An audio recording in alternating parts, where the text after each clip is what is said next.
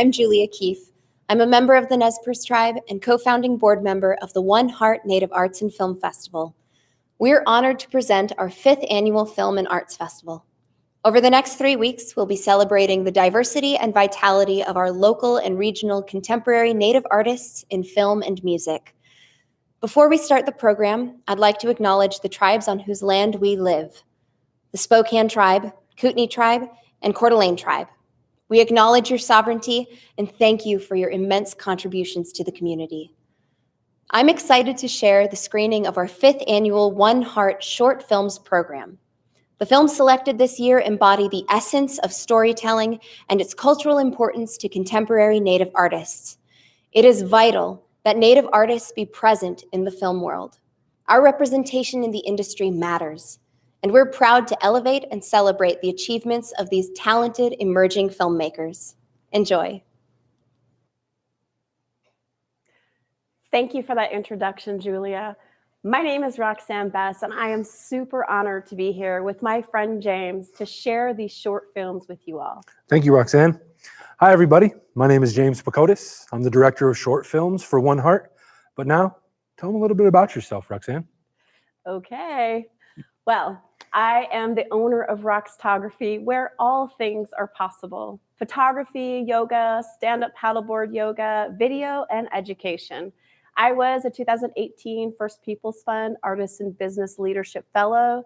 I sit on the board for Confluence Gallery and Twist, and I believe in doing epic things and helping others do the same. What about you, James? I, too, am a First Peoples Fund Artist and Business Leadership Fellowship winner in 2019. I'm a 2019 Native American Music Awards winner for Best Rap Hip Hop Video, and I'm beginning my journey as a producer and am emerging into a national spotlight. I'm a consulting producer for the Alliance for Media Arts and Culture. They are our partner and sponsor for this year's short films program. So on behalf of One Heart, I want to extend a special thank you to Wendy and Olivia from the Alliance for bringing a fresh perspective to this year's festival. It's exciting to reimagine a new future with you as we figure out this transition of what it means to present our work in this new world. So Roxanne, I'm excited about our short films program this year.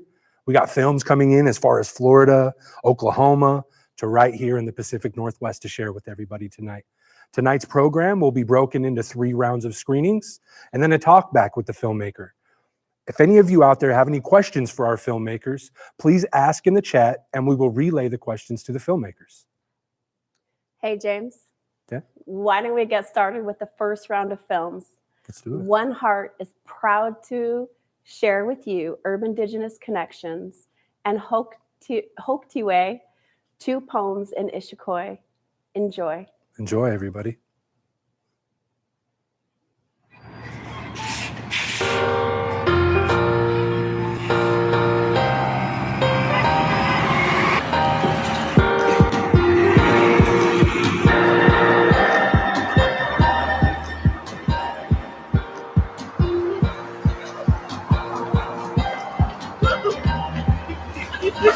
Native communities throughout the continent have long traveled between each other for many reasons. For interpersonal and government-to-government relationships, commerce, trade, culture, ceremonies, food, and family, and so much more. Specifically, in our Puget Sound region, the waterways in our greater Seattle area have been deemed the highways of our ancestors by the local Coast Salish tribes.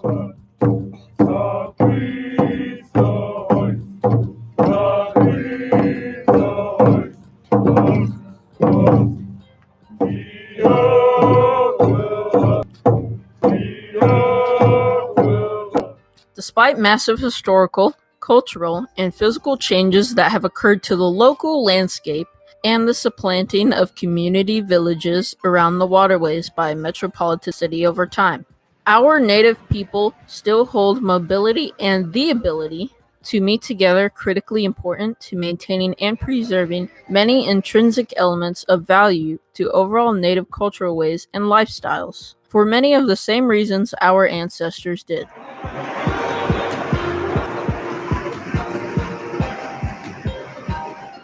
Students and alumni of the Seattle-based nonprofit Red Eagle Soaring Native Youth Theater have utilized methods of transportation provided by the Seattle Department of Transportation, King County Metro, and HopeLink for the entirety of its close to 30-year history. For the light rail system is pretty reliable for my usage, and especially when emergencies involve me trying to get to where I need to go. Before, I would always have to take the bus systems to get to downtown, and that would take like an extra 20 minutes.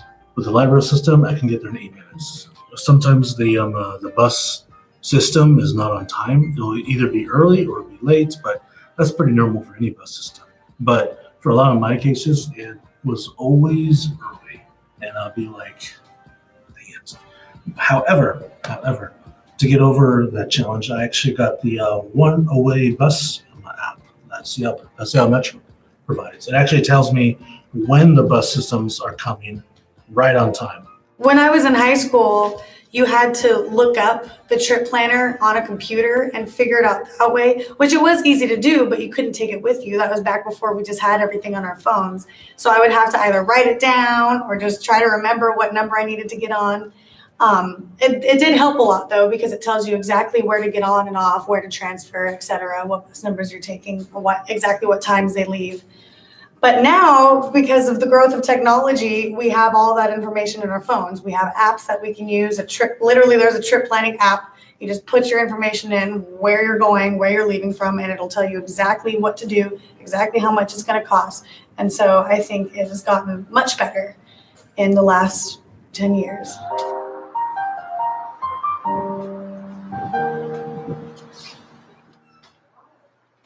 I'm Elise, I'm 15. I've been in Red Eagle Soaring for 1 year, and I live in Redmond. Last year, or maybe it was a year before that, but I had to get from my house to Daybreak Star for some summer activities. So taking a bus from my house to there was something I had to do for a couple days. And then I take the transit to get from my neighborhood over here in Seattle. Sometimes I'll just get really nervous when I'm on the bus just because I'm scared I might miss my stop. But then I remember that there's other people also going to the same place. So it's kind of calming to know I'm not the only one who's going to a certain place. So one thing I learned about SDOT and the public transit or transport community is that there's many different types of buses that you can go on. I didn't know that there was buses, different types of buses like Rapid Ride, Sound Transit. There's also King County Metro, and that's something that I learned during the ambassador training.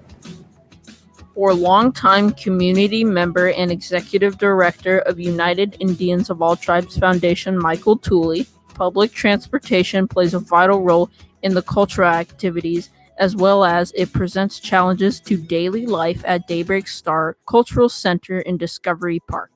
This is Mike Tooley. I'm currently the executive director of the United Indians of All Tribes Foundation, and I'm actually from the Yakama Nation. We serve clients who have to sometimes have to travel out here. Sometimes it's a young mother, a family of 3, and sometimes it can be difficult during the winter. If it's snowing or if it's freezing rain, it can be very problematic. Particularly, it does impact some of our events, major events that we sponsor.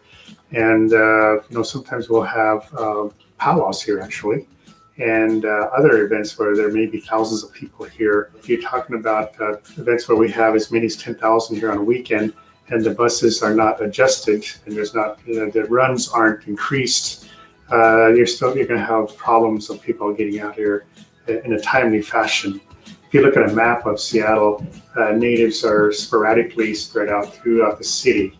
So there's no one real centralized location as if you compare us to the African American or Latino or even Asian sector. There's always a conglomeration of them in a district, whereas Native Americans, we're not in that, we don't fit in within that category. Usually our population exists throughout the city. So there's no one central way to approach it, how to maximize services for Native American community that we may work with. In modern times, public transportation is vital to helping us achieve these things.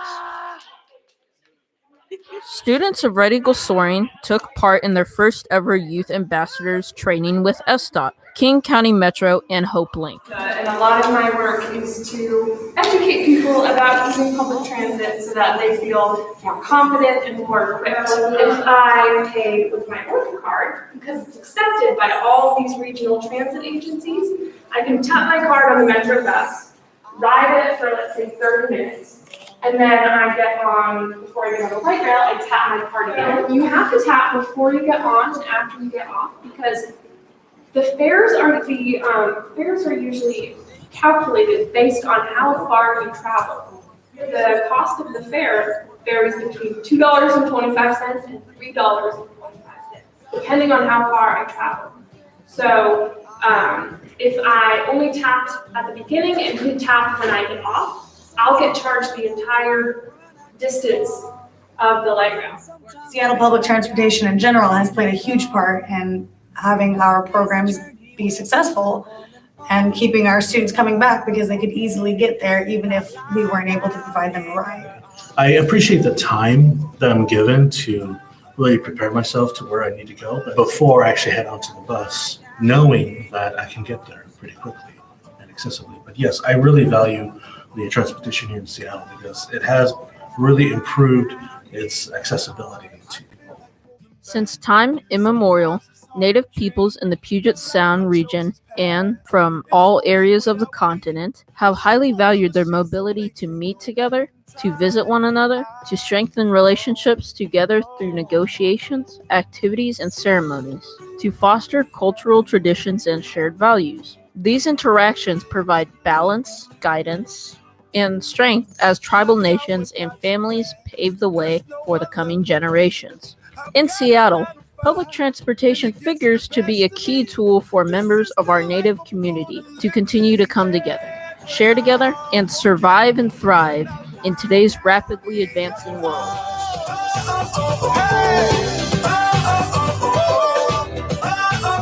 When I lie down in your arms, when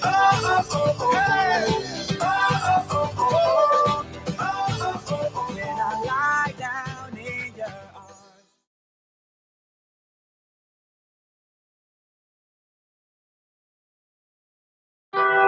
Otiwe.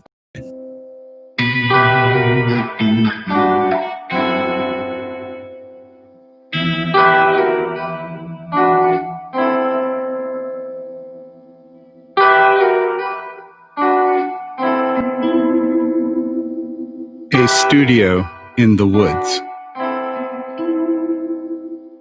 Mapel akaksha. Timotst ang otse kauts. Shokakenesh. Shokyuj anghal. Shul kulish weweosh. Kaka otse shukit. Histoksh. Yukiti isha kwekit. Antol a? Et utkosh anke a? Tim kawash patsto. Texok tepaisht. Sokyosh hipanso. Shaka koi uktsma. Titi shiwat. E yikin poshwankit. Ha yukiti. Enkala hiwasho. Aneshkak hiwasho. We shokyush. Keo hunto. Inkilishkoi. Chukts. Shokyusho. Ishakoi. Chukts. Shokyusho. Hiweo. Shokmisho.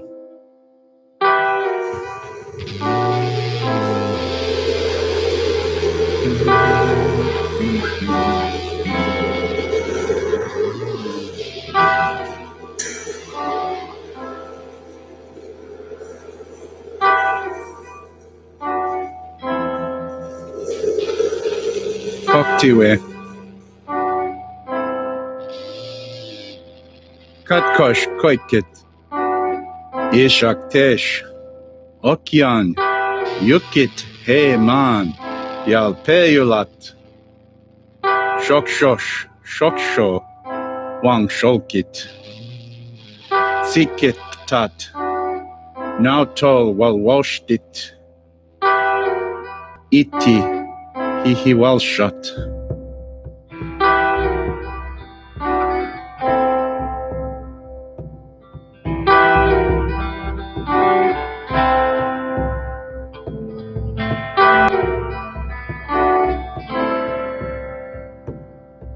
We Shaknom Pushkin Wangam Kamstit Nashnaken Tlop Tat Ishak Ishat Han Uulat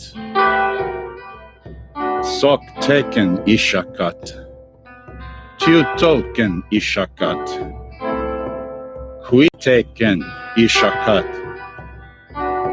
Nung Tixt Man Wango Otse Heo Shutiuket Ishakoi Chuktskoyo Okwang Hangshat Tik Kakaukin Poshwankit Yitans Otskaushkit Shoktelsho Kakao To Inikit We Shekat Kak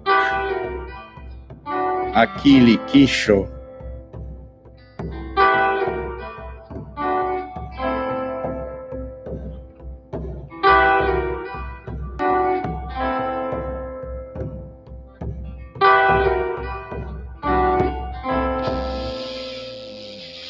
Shokto Heo Wike We Nongushken Kata Kultan Oktishot Wish Keo Tuk Cho Ya Shok Yusho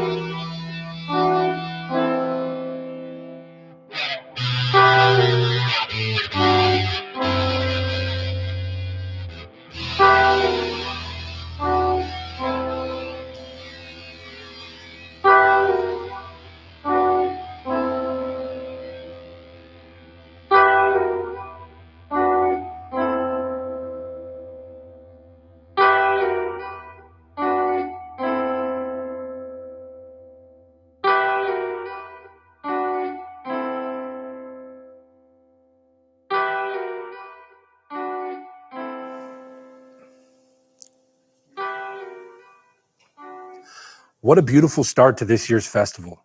Let's jump right into our conversation with our filmmakers. Gentlemen, it's good to see you guys. I want to thank you for sharing your films and thoughts with us tonight. But let's start with Dallas. We started out with Indigenous connections, and a comparison that I really liked that I didn't think of was between our ancient ways of traveling and using our current public transportation. It's really interesting how you tied those two types of transportation together. I would have never thought to draw those two comparisons, but after looking at them side by side, it's one that makes sense. How did you first come up with that idea?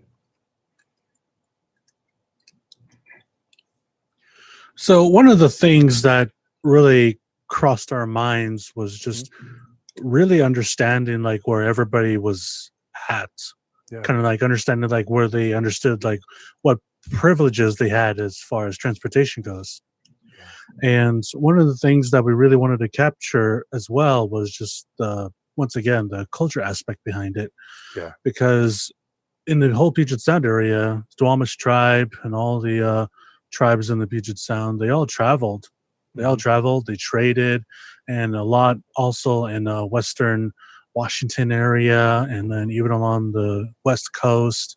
They all traveled by means. Yeah. And so in Seattle, it's heavily instituted of transportation. You know, there's buses, there's light rails, Yeah. there's Uber, and of course the most basic means of transportation is just walking or just taking a bike. Of course.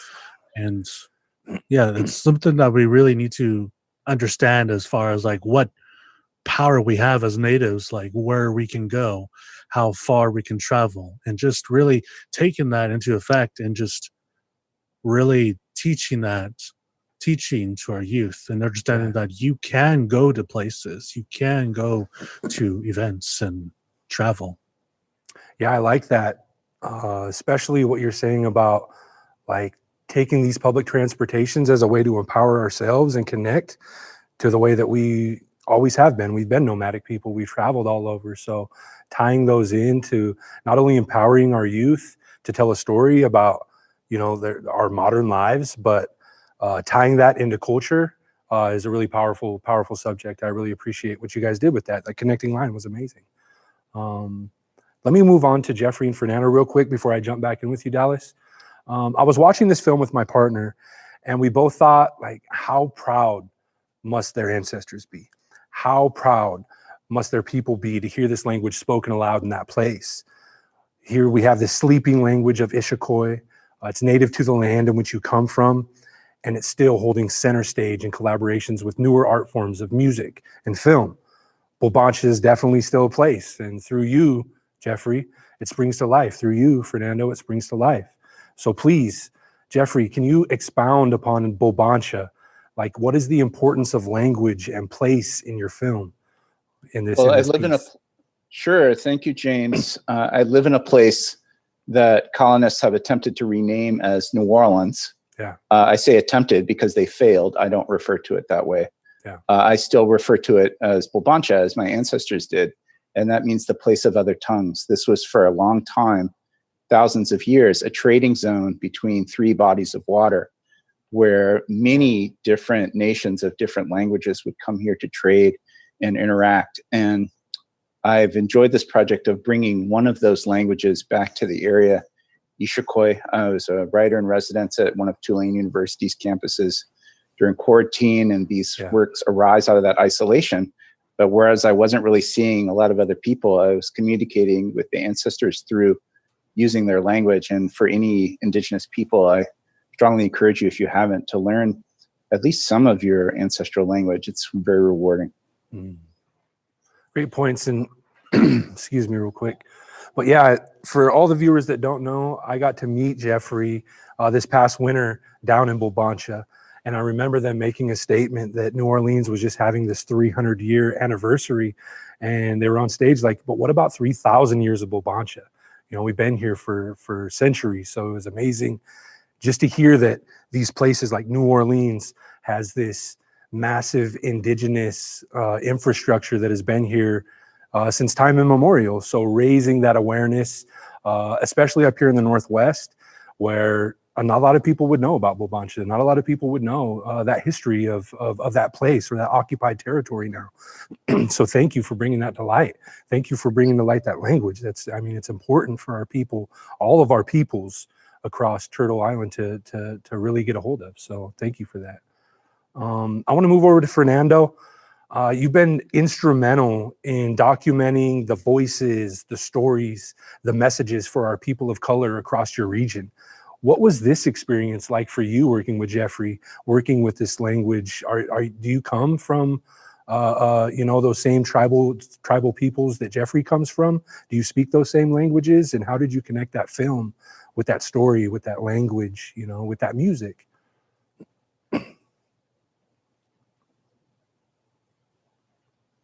Uh-oh, you're muted, buddy. Sorry. You have to unmute yourself. Make sure we hear you. All right. There you go. Okay. Hey. Well, yeah, I was saying thank you for the opportunity, and of course, thank you to Jeffrey because he invited me to this project when you know, he already did the research and wrote the poems, and I came in and interpreting those, trying to interpret those words and the meaning through film. And yeah, for me, you know, during quarantine, I was doing some mutual aid efforts and doing some food distribution. So when Jeffrey invited me to do this project, it was definitely something totally different of what I was doing at the time, and it was very refreshing. That I definitely don't know the language. I was born and raised in Mexico, in Michoacan, Mexico, until I was 18, and then I came to the U.S. and I lived in Phoenix, Arizona for almost 4 years, and then I moved to New Orleans. So for me, you know, like we all know that you know, Mexicans, most of us are indigenous or have indigenous blood, and you know, these borders, we didn't cross the borders. The border, you know, crossed us. Exactly. So you know, for me, it has been very important and crucial everywhere I go to connect with other indigenous peoples. And I don't know, like, unfortunately, you know, I have to accept that I don't know everything about, you know, where I come from and all of that. But I think it's important for me to try to understand people from every place where I'm at. And particularly this poem, I think what I wanted to capture, it means, it's two poems, and the first one means together. And I think that even though in the video you can see Jeffrey very lonely, or the vibe of the video is like very lonely, I think that, you know, it reflects what it means to be together today. It means to be apart from each other. That's how we're, you know, gonna get that's how we're fighting virus, and that's how we're coming together, by being apart. And the second one, it was like a little darker. So I appreciate how much freedom I had, you know, in this project, and also like put in my creativity and the way I interpreted these poems that Jeffrey wrote. That's powerful. Thank you very much, because it's I had that same connection of like, you know, I don't know everything about my people or the land in which I come from, but I'm still active in my community telling those stories as well, because we're a living people, we're a living culture, and introducing these languages, these ways, these traditions, these cultures with, you know, these contemporary ways of music or film or just these various mediums across the board, you know, is powerful, because it speaks to that point that our cultures influence art, you know, not the other way around. So great job, both of you guys. You guys nailed the hit the nail on the head. Sorry, with that project. It was amazing. It was moving. So thank you guys both for bringing this to the festival this year. I want to swing back to Dallas. You know, one sec for our final question before we ask Juan about any chat being in the chat rooms or anything like that. And then there may be some more questions. But until then, I do a lot of youth work in my community as well, Dallas. And I always really appreciate working with our youth, because there comes this moment where it's like they forget the cameras are on, and you get that peak of who they really are inside, or some of that passion that they bring, and some of that artistic creativity comes to life. And I just wanted to ask, like, for you, what was your experience working with the youth? Did you get to witness like kind of those defensive walls coming down and them being their authentic selves? You know, it's powerful when we get to see that happen and be a part of that, you know, transformation happen. So I just wanted to see what your experience was like. Well, in the very beginning, we all know that whenever we go to like a new group or we go to like a campsite, we're all very shy. We don't know anybody. We're by ourselves, you know. Oh, I'm the only native here, you know, or like I'm the only native in school, you know. Yeah, no, it can be tough. It can be frustrating.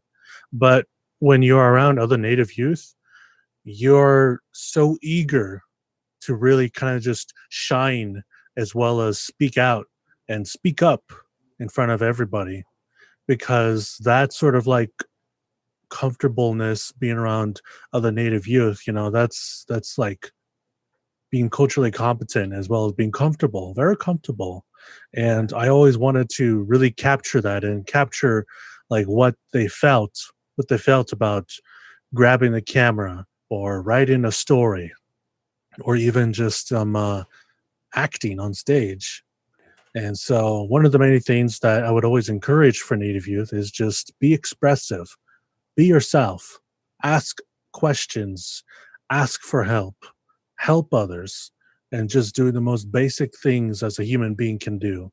And one of the many blessings and lots of rewards I've been receiving is just them being fully open to like the world around them, talking about their culture, their tribe, saying what tribes they're from, how old they are, you know, and even just talking mainly about like what they want to do next with their language, what they want to do next with their traditional foods, or even just speaking. Even some wanted to speak in their own language in like some videos that I wanted to do. But yeah, no. I also wanted to say that I am Yakima in Southern Cheyenne. Just wanted to quickly do that, and that I very respect everybody in my Puget Sound area, that Seattle sits on Duwamish land, and that I reside on Duwamish land as well. So thank you very much. But yes, Native youth, they're so worth it. And if you nurture that all the way up to their teens, they can go far. They can go to places. They're confident in themselves, their identity, and they're confident and just being open about their culture and the traditions. Agreed. It's powerful when we empower their voice. I love it. Juan, do we have any questions from the chat room? Yes, we do. We have a really great question here, which is, how are you making connections with other Native filmmakers? And are there efforts to collaborate to elevate Indigenous filmmaking? All right, we've got a question from the chat.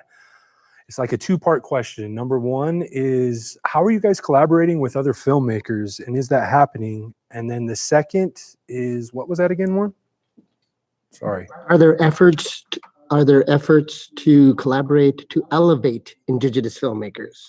And are there efforts in collaborations to elevate Native filmmakers in your guys' experience? I'll let anybody start with that. So in the Seattle area, all of our efforts have been really just to reach out to a lot of nonprofits and organizations. Yeah. And there are a lot of nonprofits that really help out Native youth. One of them is called Seattle Clear Sky Native Youth Council, that focuses on Native youth in the Seattle public schools. And one of the many basic things that they do is just doing the basic needs of tutoring them in school, as well as reaching out kind of like more educational sort of means. And also as a means of like gathering teachers and mentors in the Puget Sound, people who are living in the area, who are doing activism, who are doing education system, talking about racism, talking about culture and history, talking about language, and even folks who are from a different tribe who are traveling. We even done sports as well, encouraging youth to go out and do sports. Beautiful. And there are so many that we reach out to, that we hope to reach out to, and have Native youth join those other organizations, as well as Radical Soren's organization as well. Yeah. They're doing a lot of powerful work. You being an alum. Indeed. How about you guys down in the Southeast? Does that... You want to go? I can go. Sorry, I had to Fernando, you go ahead, and then I'll chip in a little bit. Okay. Yeah. So video is still a challenge for me. It's not like something that I do a lot. But I've been kind of in a position where I've had to, given the work that I do. But I mostly do photography, and so I try to use my skill in a way that I kind of like remove myself from it and try to amplify other voices. And I try to make myself available for instance, a lot of the local movements. So if there's a lot of, if there's some like protests or marches, I'm actually part of a collective of a few photographers that we kind of coordinate along each other to make sure we document every protest, every action that is happening in the city. Wow. And so it's important in a way, it's like, thank you. So mainly you know, we try to just show up and document and make this documentation, whether it's photography or video, available to these organizations so they can use them however they want. So when it comes to uplifting voices, definitely I'm trying to support the local movements that are happening, specifically in New Orleans. You know, I don't really leave the city, and Louisiana is a big state. But when it comes to you know, local organizing and activism, we definitely try to uplift those voices. And you know, we live in a predominantly Black city, so we definitely try to uplift those voices as well. And yeah, I definitely, from a Mexican indigenous perspective, I always definitely try to make sure that that brown people, indigenous people, are like part of this story, are part of this narrative. We're there, we're here, we've been here, we're gonna be here forever. Exactly. And get rid of us. People. You know, exactly. So yeah, I think that's the way how I try to engage with the work. I really love that. I'm just gonna make one point before we move on to you, Jeffrey, is that I loved that you added in, like, I want to take myself out of it and just uplift that message, uplift that vision, that voice. It's something that I'm gonna be noting as a producer, a film producer as well. So thank you for that. It was awesome. Jeffrey, how about yourself? Well, this is my first film probably since high school. So I don't know if I'm really in the situation. I'm mostly a writer and speaker, and I do some visual art. But I have been influenced by one local Native filmmaker, Monique Verdun, whose film, My Louisiana Love, some of you might have seen on PBS. And what I learned from Monique, who I've collaborated with on various projects, not a film though, is that when you're telling any indigenous story, tell it how your people would tell it. It doesn't mean it has to be linear or whatever. I guess if there's any advice I had for anyone else who's not done film or whatever, is that the ancestors in the past were the real natives and you're the real natives. So whatever you do media-wise is native. So basket making is something my ancestors did, but if filmmaking is something my descendants do, that's equally native because it's done by native people. And so if we're doing it, we have to put our mark on it too. And I think it's a wonderful medium, and I've just really been impressed by the films I've seen, especially Dallas. I take the bus all the time. I was just endlessly impressed by that. So thank you for having us. Wow. That was nice. Thank you so much for that, Jeffrey. That was poignant. I'd like to thank each one of you for your contributions to our festival this year. So please keep sharing your stories, each one of you. Take care and stay safe, you guys. Thank you guys for coming to the show tonight. Congratulations. Wow. That was a great conversation. Like, what I especially love is when culture, tradition, storytelling, and language meet new art forms to uplift our peoples, like the music and like the film that you just saw. It shows not only that we are a living people, but our cultures are alive and they're being revived as we speak. How about you, Roxanne? Anything you want to add? Wow. Both films brought up new perspectives and more insights about Bulbancha, the language, recognizing that they're all occupants of New Orleans. Land recognition, sadly, seems to be a new concept in America. Yes, ma'am. In the second film, the idea of the modern Indians using modern transportation also helps bring to light the idea that Indigenous people have evolved right along with everyone else, and we're still here. Yes, ma'am. It's really like profound that they like to put us into a category and not understand recognize the idea that we are evolving people as well. And I loved what Jeff said about, what my descendants do, if it's filmmaking or whatever that is, it's still Indigenous. It doesn't mean we have to stay like that statement is basket powerful. weavers or bead workers. We can evolve and still be Indigenous artists. That was a powerful statement. Like that right there, that made me sit higher. It was awesome. got it Thank right you for on that, here. Jeffrey. That was a great point. Yes, For real. yes. So should we move on to the next round of films? Let's do it. Our next features are from two local filmmakers, Misty Shipman and Jeff Ferguson. Whoop whoop for our local filmmakers. One is a dark comedy narrative entitled Bowser's Castle, and the other is an important short documentary called Spokane Tribal Water Quality Standards on the Spokane River. Thank you. Please enjoy the films.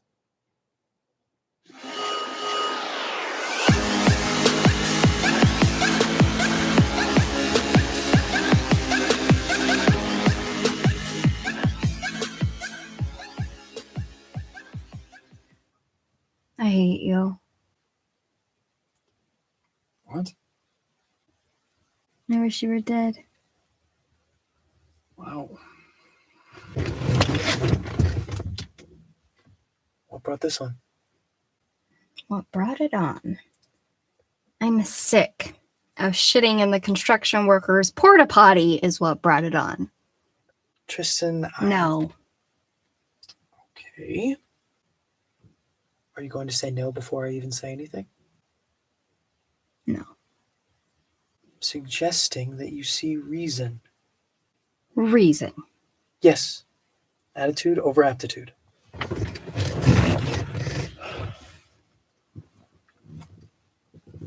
You're disgusting. I hate you. Baby, I'm doing this for you. You're not doing nothing for me. You're doing it for yourself. So maybe I'm doing it for the both of us. If you went to prison, then what did you do for me? Except take away the last thing I have left because of your pride. I'm not proud. I'm determined. I seek justice and... Is that him? No. Justice? Who do you think you are? Batman? Captain Marvel? Super fucking Mario? We could have stayed with Cousin Abe. You're the one who blew that. I said, Cousin Abe, we're going to be in town for a few extra days. A few extra weeks. Can Tristan and I stay with you? And do you know what he said? Yeah, I called Cousin Abe Frankenstein and he called me a narcissistic cunt. We could be sleeping in his fifth wheel right now. But oh no. He had to remark on his eye. His eye is jacked up. He was in a tractor accident and he's sensitive. Don't I know it? Please, don't remind me. I have to take a coffee shit, roll down the windows.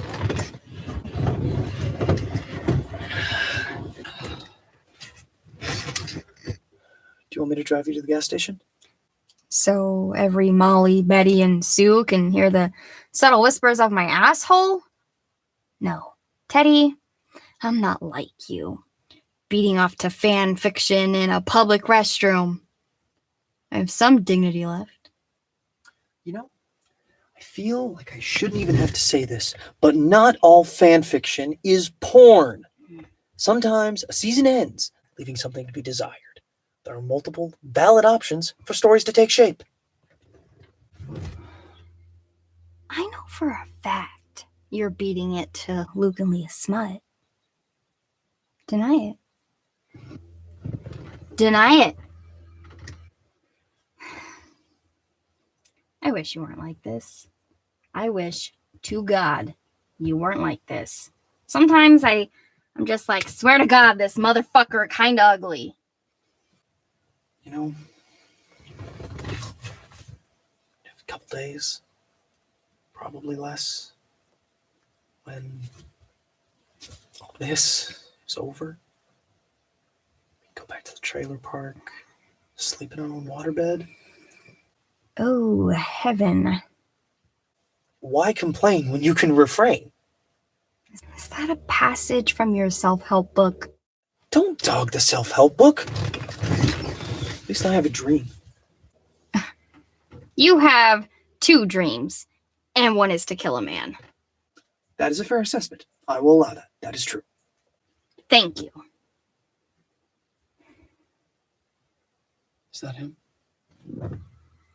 No. What are you gonna do? Just slip it in. Slip it in real quick. How do you even know he'll die? I have a knife. He's a neck. He'll die.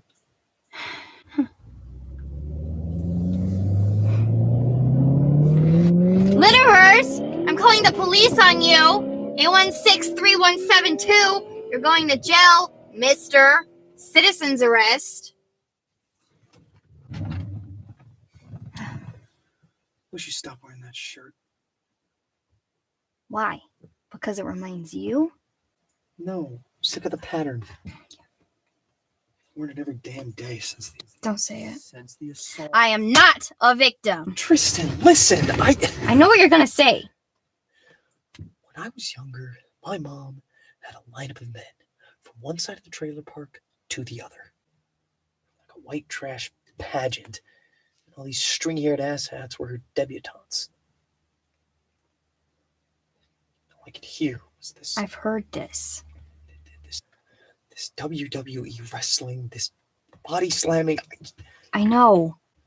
Your mom's boyfriend's beat her, and now you want to make recompense for your past inactions. But you were 5 years old. What could you have done?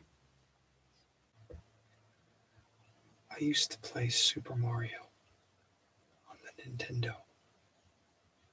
I imagined her room was Bowser's castle. All I had to do was penetrate the fortress, and then I could slay the monster.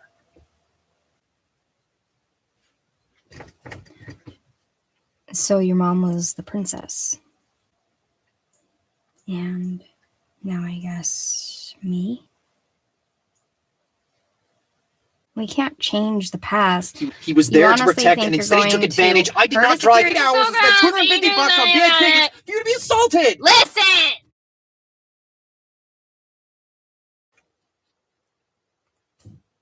What happened?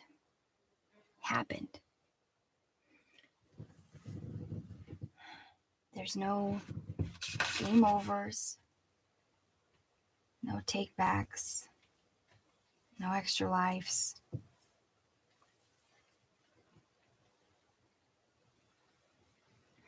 It happened.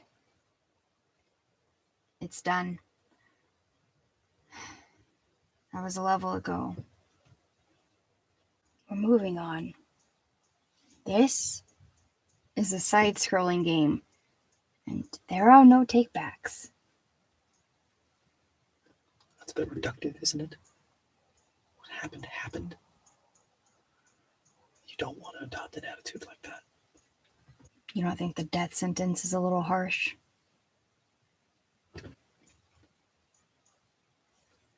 Tristan, I thought you were on board with this. I don't know. He got in your head. Yeah. Otherwise, why do you cringe every time I touch you? Smells like BO in here.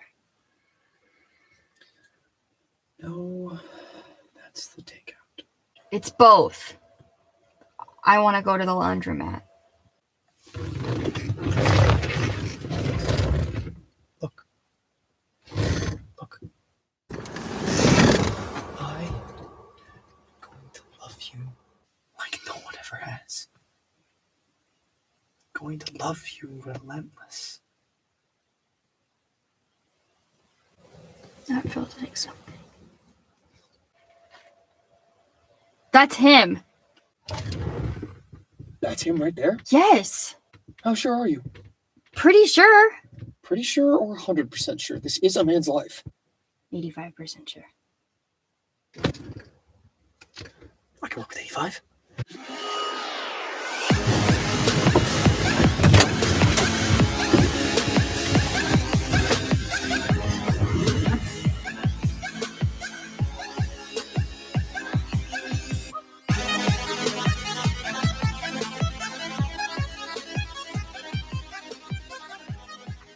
It's okay. It's okay. That's not him. That's not him. That's 100% not him. Hey, look at me. That's not him. I swear. I swear. Get in the car. Please get in the car.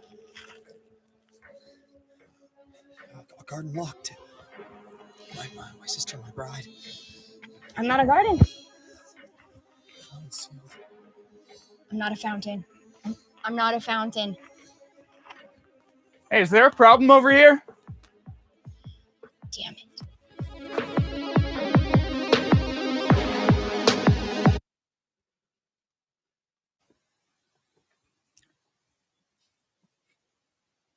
Hey.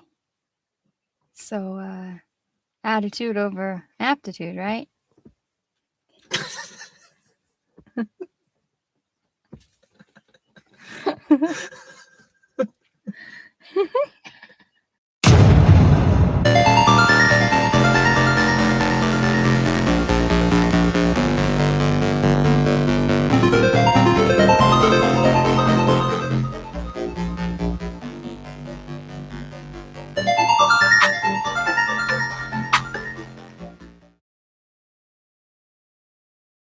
In the connection that the tribe has with the Spokane River, being a river people that looking to the river to feed it, to feed the Spokane people for the last 10,000 years, or since time immemorial, it came in different fashions, most of which was the salmon. And if you look at the historical documents, not just tribal oral traditional statements or information in our history, if you look at the earliest journals of when the fur traders arrived in 1810 and built Spokane House, from that time forward, if it was missionaries, if it was botanists, if it was scientists, or if it was newspaper publishers, they all bear witness to the amount of salmon that used to return from this ocean every year. And they'd say a band of 100 or 150 would grow to 1,000 or 1,500 because the number of people that came to get their share of the fish. And the share of fish would be lined on the banks of the river. So at Spokane House or just at Hayman Creek or just below the city of Spokane, you would see 2, 3, some places 5,000 fish drying on the banks, being prepared for those people to take home to provide a year's supply of fish. The salmon chief always being in charge, making sure everybody shared in that fish, in that fishery equally. And so over time, that became a part of us. That was built into our culture, into our traditions. It became a part of us in our songs, in our ceremony. And so that was, the river was part of us through that avenue. And so being a river people, the Spokane tribe is a river people. That relationship between the Spokane River and the Spokane tribe cannot ever be separated. No matter what happens, it'll always be there. And so that's why we fight so hard to keep the Spokane River clean, to keep it, to get the Spokane River as back or as close to nature intended as we possibly can. Well, in the early days, the Spokane River was pristine, a beautiful river, really worthy of a national park. Think of how beautiful it is today. Think of it with no buildings at all around. But as soon as European Americans began to settle in the 1870s, James Glover came and built up a city. You had pollution, first human waste, and then the sawmills. And that was an attraction financially to build sawmills. But early on, the river was so pristine that it was a wonderful fishing ground, and people came from throughout the West to Spokane just to fish. It was a wild river with wild fish. But people began to discover that the trout, something was wrong with the trout. They were getting sick. And it didn't take too much science to figure out what was wrong, because you could look at the gills of the fish and you could look upstream and see there's the sawmill 100 200 yards upstream, and there are flakes of sawmill waste in the gills of the fish. So they knew that was something wrong. And for a short period of time, the town was so involved in the outdoor sports that was part of the economy of the town, and they were able to shut down the mills. But as time went by, the economic argument for them became stronger and stronger, and they opened them up again. And then from there, you had other industries. And for the next 50, 60, 70 years, it was pretty much go, go, go for various industries, putting various kinds of pollutants into the river. Up to the 1950s, there was not even any sewage treatment at all. There were sewage pipes, but everything, raw sewage, went right into the river. And it was only in the 60s, 70s, 80s, up to today, that they began to clean up the river with treatment plants and so on. But it was a long battle. And for many years after the first founding of the town of Spokane, it was basically from one level of pollution to another, getting worse and worse.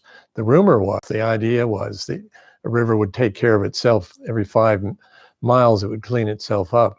But of course, that was not true at all.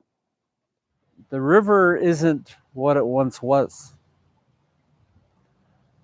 I remember going down the Spokane River when my two daughters, they're now in their 40s, their mid 40s.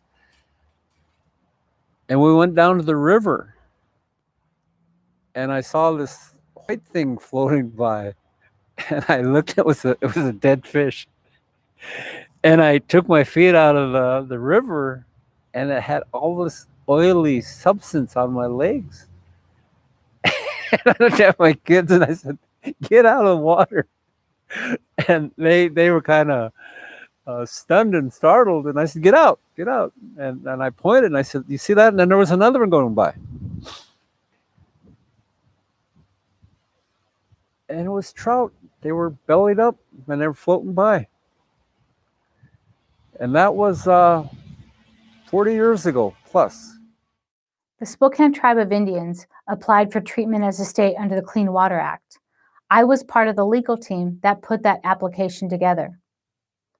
Since the establishment of our reservation, our tribal leaders recognized the importance of clean water to our people. In Twet Nichwilchwiltsutin, the river gives us our way of life. Our boundaries include the Shimmikin Creek, the Spokane River, and the Columbia River. The Spokane Tribe applied for treatment as a state, and the United States Congress, by enacting Section 518 under the Clean Water Act, expressly delegated to tribal governments regulatory authority over water management programs. The Spokane Tribe's application was approved, and we set our water quality standards. The Spokane Tribe recognized that there were significant contamination issues on our reservation waterways. There were people and entities dumping pollutants into the Spokane River. They were driving roadways over the Shimmikin Creek. They were dumping garbage and diverting water, essentially disrupting the natural water flow. The Spokane Tribe of Indians is simply fighting for clean water. Clean water is good for everyone. Clean water is good for our communities today, and clean water is good for future generations. The Spokane Tribe developed its own water quality standards to protect the culture and lifeways of its members. That included a fish consumption rate that was much higher than that of the average Washington citizen. Historically, the Spokane Tribe ate a significant amount of fish, an average of more than 865 grams or 2 pounds of salmon a day. We subsist on salmon, and nearly 60% of the diet of our ancestors was Chinook salmon. In fact, the Spokane Tribe once harvested 150,000 Chinook salmon a season from the Spokane River. Because of this, we needed a water quality standard for toxins like PCBs that would protect those uses of catching and eating fish. Our water quality standards is very protective. It is only 1.3 parts per quadrillion, much more protective than the standards for the state of Washington. This makes sure that our tribe can be protected and continue our cultural heritage of catching and eating fish. One day salmon will again swim our waters, and we need them to be clean. The law says that those upstream are obligated to protect downstream water quality standards. So while the Washington state standard might allow PCB discharges at 170 parts per quadrillion, the law demands that upstream dischargers meet the Spokane tribal standard of 1.3 parts per quadrillion for PCBs. Any kind of variance would only serve to slow down the momentum of getting our river safe to eat our fish again and is inconsistent with the requirements of the Clean Water Act. We're bringing stuff back. Our canoe culture is bringing not only our people back, but our ways back, and also awareness. It's having people ask, who are we? What do we do? What do we believe in? And getting salmon home. That's the main goal, because it is a part of our life. It's balancing everything, and so it was a way of life. It was our way of life. But now the Spokane River is just totally different. It's giant, it's really wide, and it does not provide the life that it once has. It's been dammed up so many different areas that it's just cut off life, and it's taken away life too. These dams that took away many of our burial spots and our camping spots that are now flooded. And so we go back to the river and we have this joy, and we love paddling, but it's bittersweet because I know my ancestors are below me still sleeping. And when that dam, when it releases the water, it fluctuates and it plays with the soil, and oftentimes we gotta rebury our people. A lot of us, we just felt disconnected. For me personally, I felt very disconnected. But learning our language and going back to our culture, canoe culture, going back to the water, saves us. I mean, there's parts in the river now where we can't fish. They say they don't recommend you eat more than 1-2 fish from the rivers.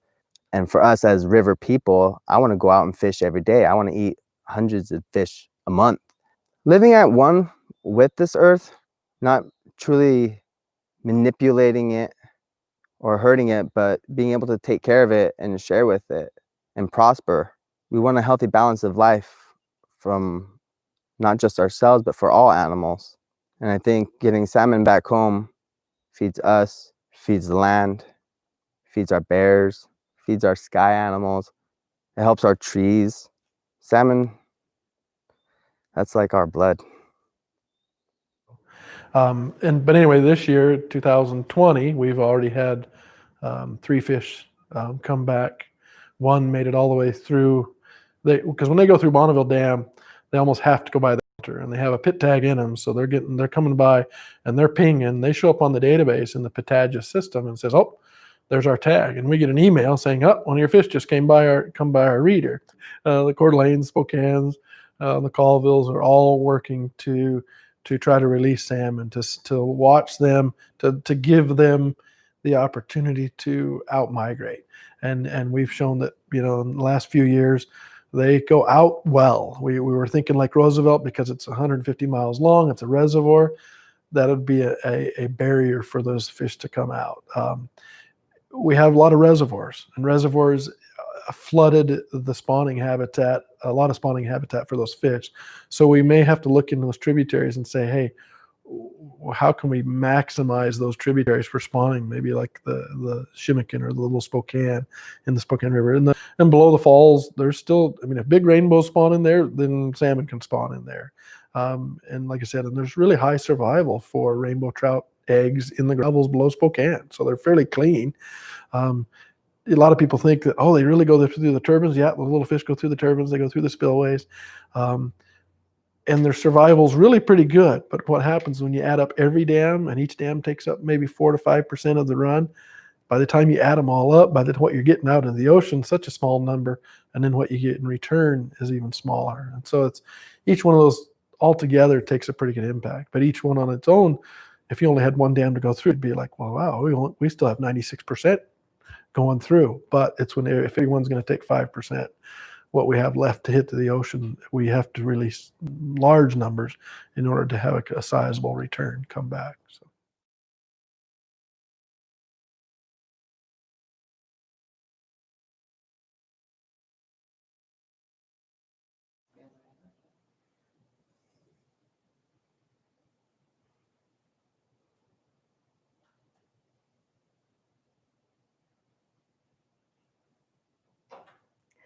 Great films.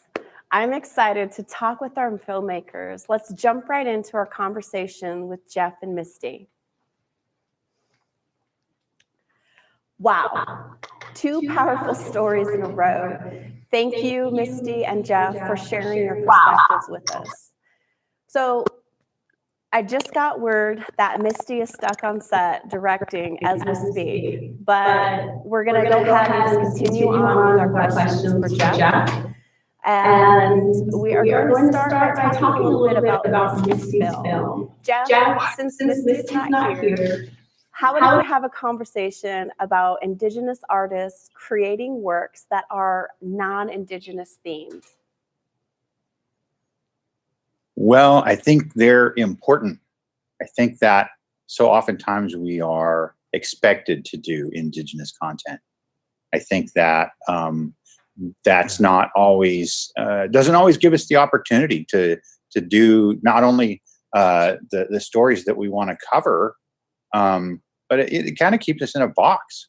So I think it's important to have that perspective from not just filmmakers, but from all creative natives. You know, we should be looking at not just native content, just because I think it opens our minds up. It gives us the opportunity to look beyond and actually really stretch our own boundaries. I think that's really important. Yes, thank you. Thank you for sharing that perspective. Misty's film she's an Indigenous filmmaker, but it's a non-native themed film, which was really powerful. And thank you for sharing that insight on Indigenous artists creating works that are not Indigenous themed. So let's talk now about your film, Jeff. The Spokane Tribal Water Quality Standard. This brings up a hot topic across Indian country, the importance of clean water and the effect that water pollution has on culture and community. As a member of the Spokane tribe, how has this impacted you personally? Oh my gosh. This film, making this film, it was just amazing.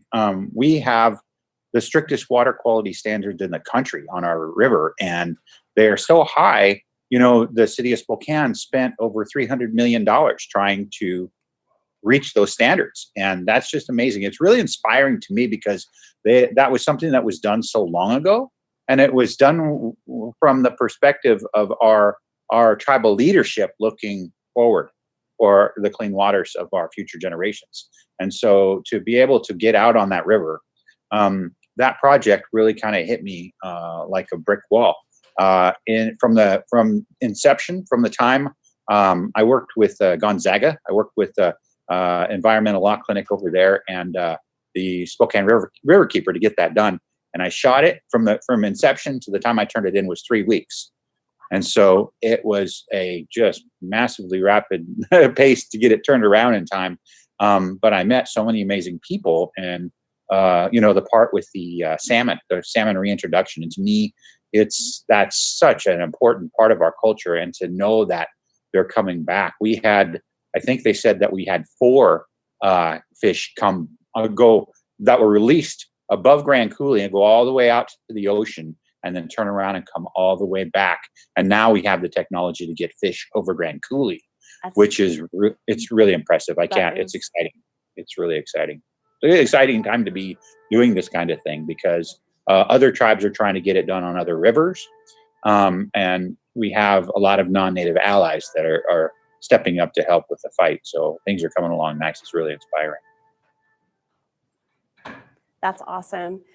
Is there anything about the film or about the process that you could share with up-and-coming Indigenous filmmakers that might help them create more work just like what you created, just telling the story of the history of the land and helping to educate the people that live in those spaces now to connect with the people that were there before? Well, I think it's really important to, from the very beginning, just try to remember what you're trying to say. It's easy to get lost in all the beautiful B-roll. It's easy to get lost in all the different stories that go in so many different directions, but you need to be concise.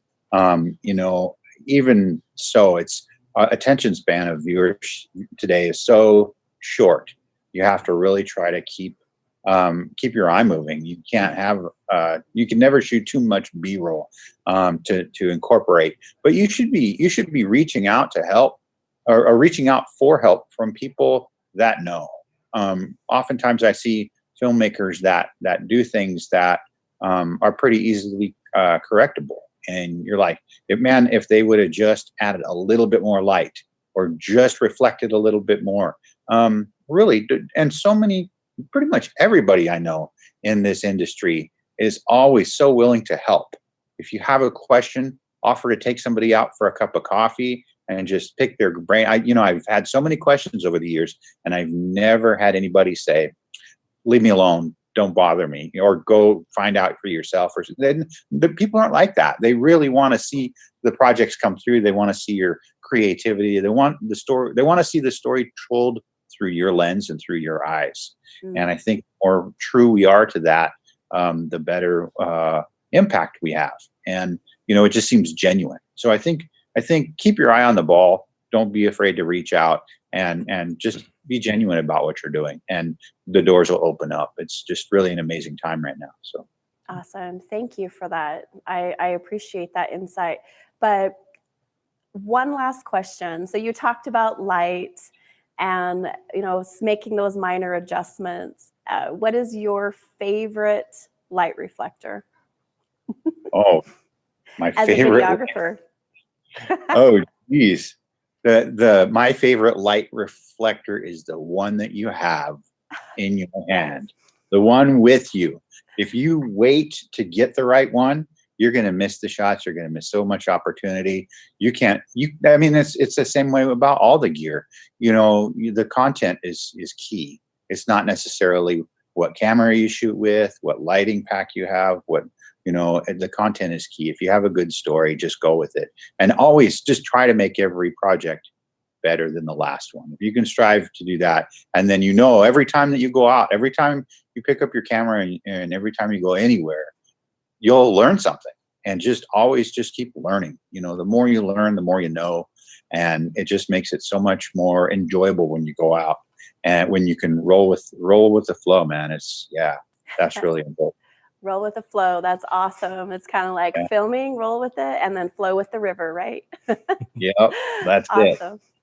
Well, let's check with Juan and see if there's any additional questions for you from the chat. All right. Yes, there is. Actually, it's a great one. Jeff, the question is, what is a documentary making scene in Spokane? Besides zombies, what is the story that needs to be told in Eastern Washington? Oh my gosh. That's a great question. I think, the reintroduction of the salmon is really important, but what I think is really important right now, we had an opportunity to pull together. So here's the thing. The missing and murdered Indigenous women in Washington State is the highest in the country. I met with the tribal liaison to the State Patrol about 3 weeks ago over in Western Washington. She was appointed in November, and she said that there had been 353 new cases since she was appointed of missing and murdered Indigenous women, and Spokane's at the highest. So if you want a story, any way, shape, or form that you can tell that story, because it's so important. We had one of the most amazing things. We drafted a letter. We heard that Western Washington missing and murdered Indigenous liaison started, and they vetted a gal to come over to Eastern Washington and start to work with her. But and that was, they funded it, but then when COVID hit, they pulled the plug on the funding on it. So we wrote a letter to our tribal council and asked them to ask the Colville tribe and the Yakima tribe to ask our governor to reinstate that, because it's been such a huge problem. With or without COVID, it's ongoing. And so we turned around and took that letter, and those tribes agreed to come on board. But then we took and wrote a resolution to the affiliated tribes of Northwest Indians, which is 58 affiliated tribes, and we passed a resolution. So from the time I drafted the first letter and got that resolution passed through AT&I was 2 days. In a matter of 5 days, the Western Washington tribal liaison's boss walked in the door and said, "We're going to hire that. We got the funding back." 5 days we're able to do that. And I think it's important that we realize when we can tell our story out there and we can inspire and we can unite and we can walk in solidarity with our non-Native allies, we can get a lot of things done, and there's still a lot of work to be needs to be done in the missing and murdered Indigenous women movement. And I think it's got so many stories, and I think that's a documentary. That's a dozen documentary, 100 documentaries. So to answer that, yeah, I think that's important. Fantastic. Any additional questions, Juan? No, I think we're good. We're moving on. Awesome. Thank you, Jeff, so much for sharing your insight and for your creating that film. It was so impactful. I know when I watched it the first time, it really brought up a lot of feelings and a lot of thoughts, and really inspired me to get back into some of my environmentalism. Misty, I'm so sad that you weren't able to make it to this session, but thank you both so much for your art and the great conversation. Please continue creating and sharing those creations and giving our community a voice.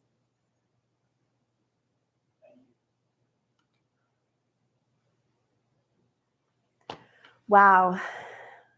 What did you think about that, James? There was so much. I mean, I'm sad Misty didn't make it, but as you know, probably learning more and more about the film industry, that sometimes you just got to work and you're going to miss some opportunities. But we're wishing her all the best with this unexpected snow. Yeah.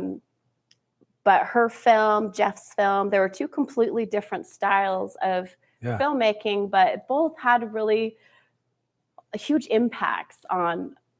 I know that watching those together back to back, it hit me right in the heart of both of the topics. Do you have anything that you'd like to add? I mean, I was interested in Misty's film because while maybe it didn't have this Indigenous setting or, Native actors or anything like that, I could see a correlating line, and I identified with the MMIW movement. So I was really thankful that Jeff brought that up, because yes, we can have Indigenous filmmakers creating these non-Indigenous themes or these non-Indigenous films. And yes, we need to see more of that across the board, but even in our own issues, in our own stances against the world, like our allies and any other people, they've got to see themselves into this movement as well. If we really want to bring that change that we're looking for, we want to invite people in to understand like the true plight that we're going through. And that was me. That was the first time of me learning that that Spokane is at the highest for MMIW in the country. Exactly. I mean, who knew? Like, that is such a huge thing. We hear about it, but to know that right here in our own backyard is like the highest numbers out there. It's the epicenter. And I mean, Jeff is so, like, he's a wealth of knowledge. Yeah, I just feel in so all lucky. things. But like watching Misty's film, I just remember sitting there watching it thinking, this is an Indigenous artist, and I was trying to find the message there, and then I had to flip my switch of, wait a minute, I do the same kind of art. Like I'm a photographer, and I photograph food, and I photograph things that aren't considered. Like, people always look at my work and they're like, are you really an Indigenous artist? And it really hurts to always be put in that category of I have to create a certain kind of art to be considered an Indigenous artist. And so I had to check my own self when I was watching Misty's film. Like, and this ties right back into Jeffrey's statement of like, yo, that's an Indigenous story. Because guess what? You're Indigenous. Exactly. That carries ahead. So it was powerful. And then also with environmental problems we're always at the forefront of trying to make sure that changes are being made for our people, and protection of the land and water is always paramount. So that equals my statement of, yes, Misty's story, even though it was different, it was a narrative, there was comedy, there was satire and all of this, and Jeff's was a totally different approach from being a documentary, but both approaches are needed. Just like I was saying earlier, that we need to attack these different issues that we're having as peoples from 1,000 different ways, because there's 1,000 different audiences to hear this message. But I don't want to take up too much of our time with this. I know, but, those were great films, and also they're local artists, so we're a little bit attached to their stories. But let's run into those last round of films. You want to introduce them for us? Yeah, sure. I'd be happy to. Awesome. So our final round features 2 moving short films. Knife Chief tells the story of a Pawnee champion boxer and the family that never gave up on him.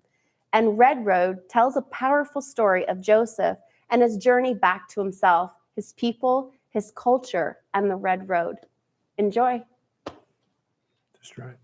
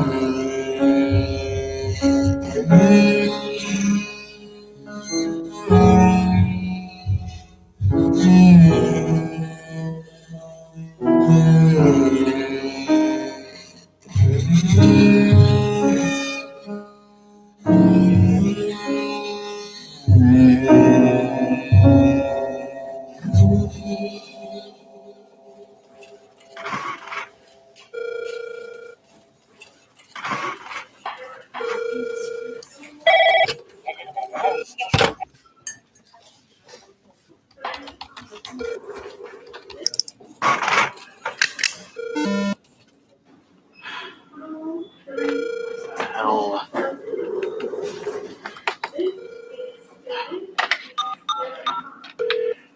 Hey, got this error code 1881. You know anything about that? Strange. Would you mind coming up and giving me a hand with this? All right, thank you.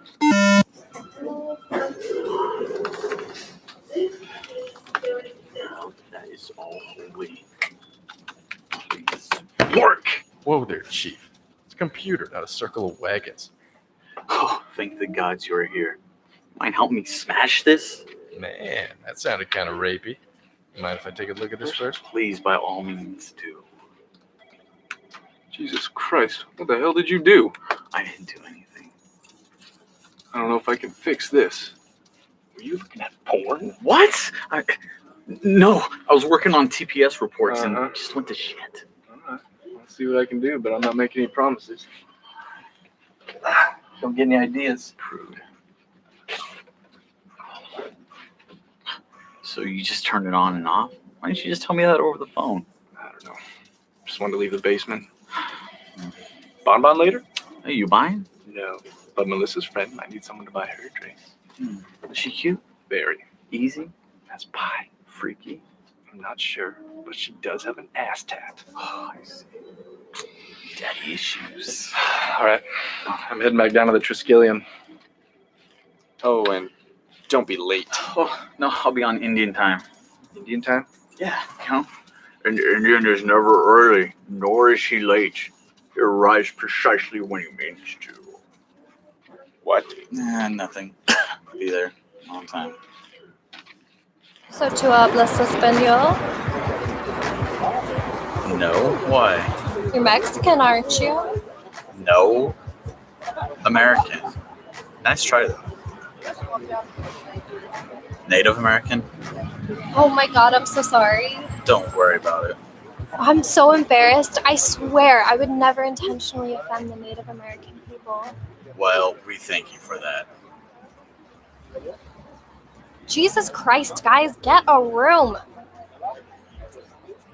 So, did you grow up around here? No. Grew up on Human Reserve. Like a farm? No. Reservation. It's about 50 miles away from here. Oh yeah, where the casino's at. What was that like? You mean, what is it like? I totally understand if you don't want to talk about it. Yeah, it's a shame what the white man has done to you people. You know, it's really nothing. Honestly, I don't think much about it. Because of the abuse. No. There's some shitty times, yeah. But for the most part, it was pretty good. Shame. What is? I don't know. I kind of like a guy with a dark side. You know, there was this one time. Tell me again how you had to shoot your own dog. Tell me! I was 11. She came home with a broken leg, and I Yes! More! I had to put her down using my grandfather's Yes! rifle. Yes!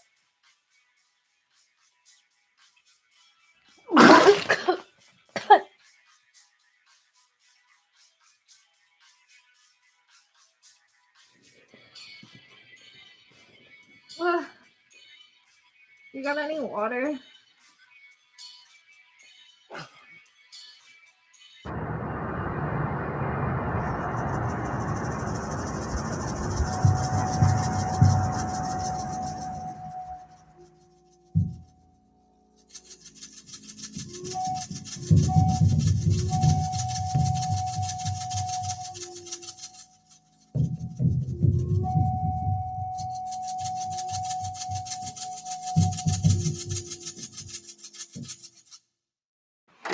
Hey, Grandpa. You find the keys all right? Yep. You like the painting? I can't understand abstract art, but it looks like the artist is painting flies. Oh, that's Van Gogh. He's my favorite artist. Well, you sure know George Flint. Oh, I know, Grandpa. No one's like George. Want anything to drink? Yeah, I'll take a diet soda. Doctor says I gotta lose some weight.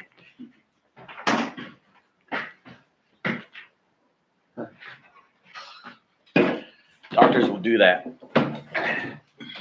How's work? It's all right. Just plugging away as always. You like it?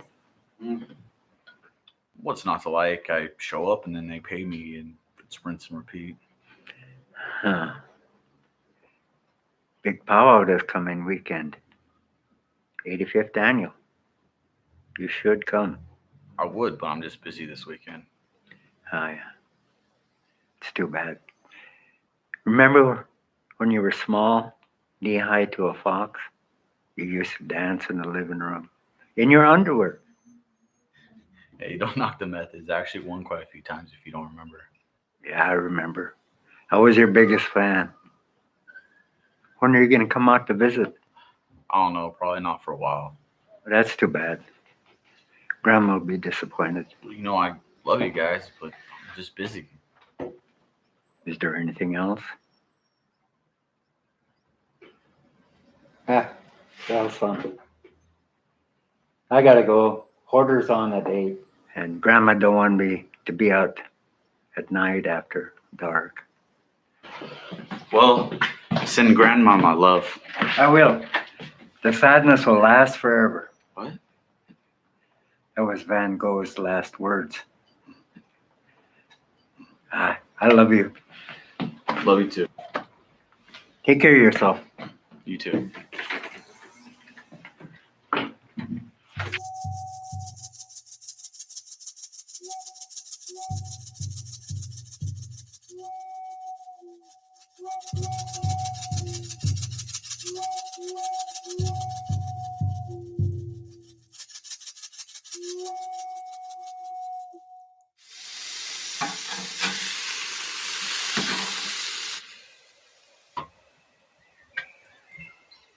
Man, you know how to pick the spots. Beats the city. So she started slapping you on your chest? Yep. That's weird, man. That's not even half of it. What else happened? Nothing. So my grandfather stopped by yesterday. No shit. What's he been up to? He's doing good and all. Had a family talk. You know how that goes. Sounds like one of them serious talks. Yeah, you could say that. You know, the whole entire idea of being this noble savage.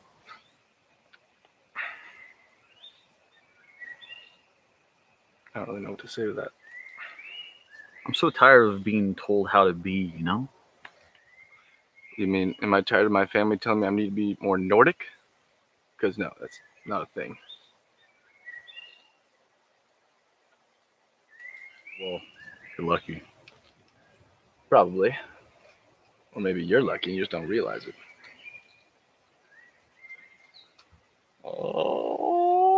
that's right. Suck on that wisdom. Dude, you're terrible. I know, Tonto. Say, why don't you head over there and flip those burgers? Benny's getting hungry. Sick.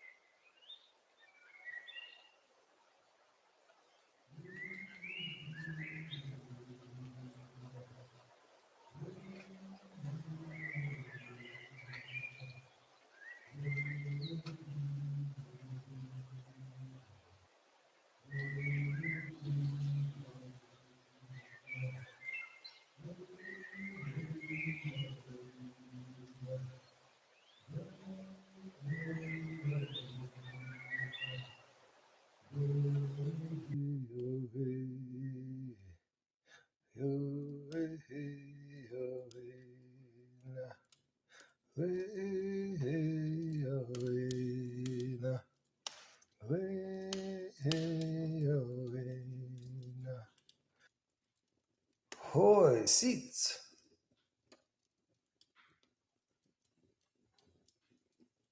What? Cuidas chin. I can't understand you. Quem teach me con suhunament. Ta. Esmisten. Finally speak my language. You're not as dumb as you look. How can I understand you? Acknowledging yourself can be a powerful thing. That doesn't make sense. How am I even dreaming you? Hey, man. It's your dream. I just work here. Who are you? You tell me. Spelia? Not a cobwebs up there, are you? No, but I thought you were a... Not what you expected? Geez, you people and your preconceptions. Just another way of losing sight of the red road. I mean, look how long it took you to find this place. Well, I just thought you were A what? A myth? A folk tale? A product of an overimaginative society? Wait, isn't this my subconscious? I can do whatever I want. I can make you disappear. By all means, go right ahead. I'm no expert or anything, but I think I'm still here. So I am crazy. Maybe. Or maybe you're just lost. So then... Why are you still here? Yeah. Well, isn't it obvious? You are here because you have lost track of who you are as a being. Bullshit. I'm completely satisfied with who I am. Coffee? Yes, thank you. And yet here we sit. If there's some all-knowing white man upstairs, he has quite the sense of humor. Why do you think you are here? I don't know. Please lie to me. Because you think I've lost my way. I know you have. And you know you have. Listen, Spotted Elk. In this life you have been given gifts. Insight, forethought, free will. You already have the power to heal yourself. You must first acknowledge that you are broken. All right. Here, take this. What's this? A small reminder of who you are. What's inside? Only what you take with you. Well, I must be going. The Red Wings are in the playoffs. You like hockey? Who doesn't? A bunch of white guys on the ice beating the crap out of each other. For a small rubber object? Fascinating. Wait, I don't like hockey. Oh, and Joseph. Wake up.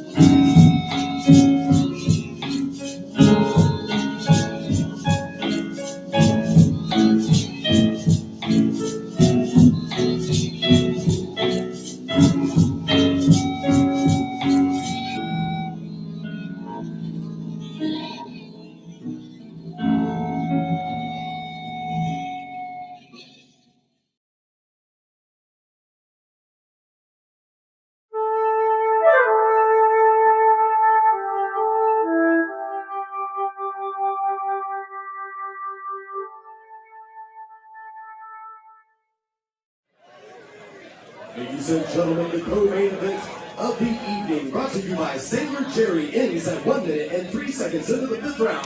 Your winner by TKO out of the red corner, and new Oklahoma Junior Middleweight Champion, the Pony Express Mochi!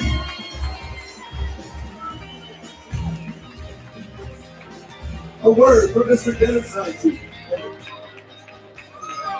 Hey man, I just want to appreciate everyone coming out tonight. Man, I'm glory to God. I give all my strength and everything to God. He gives me strength, man. I'm talking about addictions and all that, man. You can do anything you want to. God bless.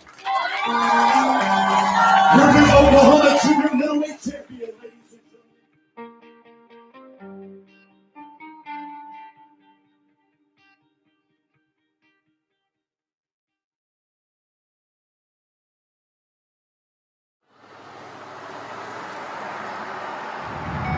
Really, Tecumseh is like my second home, but Pawnee is my original place that really feels like home. But yeah, Tecumseh and Shawnee feels great because I know a lot of my friends and they really support me in my boxing. But I feel like Tecumseh Shawnee area is where I need to be at, and yeah, it's like home to me now. We lived here in Tecumseh. We moved after I graduated. We moved here to Tecumseh, and I started working for the Citizen Potawatomi Nation, and so we moved the kids down here and to go to school. And I did all the research, looked at all the schools, but I was a single parent too. Anyways, throughout that time, my mom was taking care of three of us, me, my big brother, and my little sister. She's on her own, and now she achieved her master's degree. She's a council member. These are some baby pictures of baby Dennis, baby Pawnee Express. It's him reading his book. This is him when he was probably about 1. That's him probably about 6 to 8 months. 6 to 8 months, 1 year. Very athletic, from the time he was in kindergarten all the way, till now. Do you know how he got the name Pony Express? Actually, it was Bobby Dobbs, his promoter. Bobby Dobbs, when he signed him, they were trying to figure out a name, and he said, "What about the Pawnee Express?" And it's stuck ever since then. But if you look at my shirt, it has a Pawnee Express Team Knife Chief Dutta Hoxty. He was given this past summer at Pawnee Powwow. He was given his Indian name. It means warrior, tenacious, one who never backs down. Yeah, stands his ground, never backs down, tenacious. So throughout my life too, with my mom, man, my mom's amazing. If I didn't have her, I don't know where I'd be. I wouldn't have this drive within my life if it wasn't for my mom. He lives and breathes it. He wakes up in the morning till the time he goes to bed. And if he's not working out, he's watching boxing on TV, and we didn't even think who would have thought that we would ever become the boxing fans that we are today, not just boxing, even MMA to a certain extent,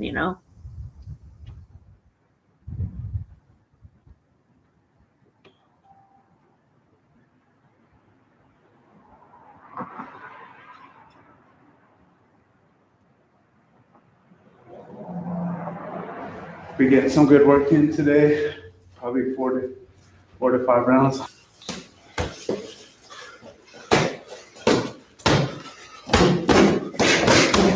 This is where you can emulate, a fight. This is where you work on all the things your coach, teaches you, and learn to be calm.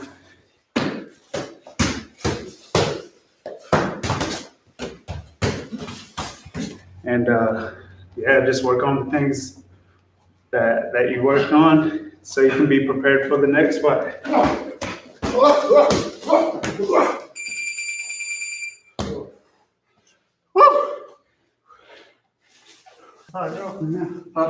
All right, thank you, bro.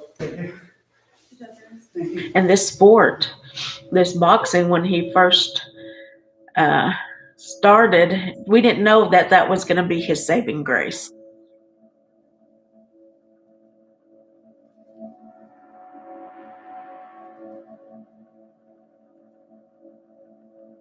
Like I said, I had a great mom, gave me everything I needed to achieve, to be great, to do good in school, but I just chose not to listen. I didn't have my dad there. So I guess I use that as an excuse to rebel.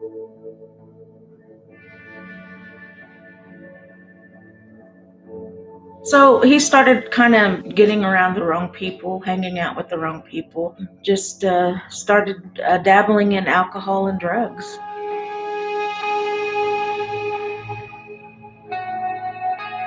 I was just kind of, I just didn't want to better myself, just because the peer pressures of drugs and alcohol, and I got sucked into it. I got in trouble at 16, got sent away for a year. One time I punched a glass, and I was in a blackout, and I about lost my arm. They said I wouldn't be able to use it.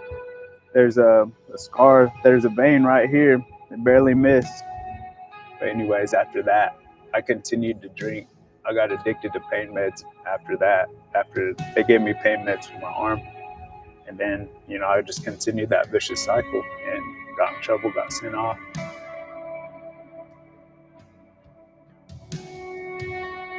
You know, that Dr. Jekyll, Mr. Hyde thing with, you hear about people when they drink, that's Dennis. A month or 2, 3 months or whatever, once it healed up, I continued to do it, like I say. And then one day I got in trouble, and the cops put me in a cell to detain me, to detox me. And they were about to send me home, but I grabbed a chair and I was trying to bust the window. So yeah, that's when I got sent off, man, for a year.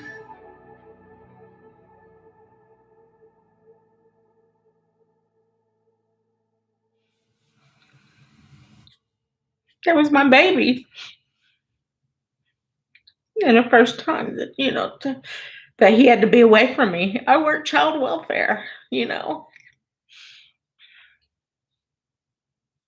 Worked hard to have a home for him and his brother and sisters and others, and I, like I said, I worked child welfare, and, I help other people to do that, to deal with their kids. We were doing parenting classes and things like that, but my own kid, that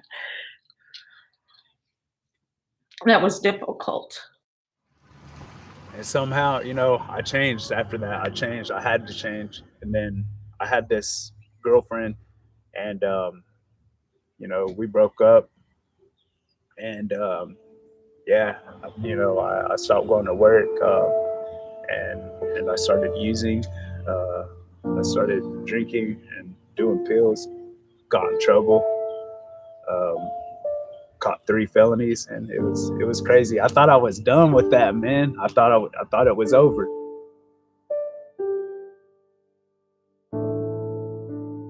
He called me, and I remember because I was in the other room.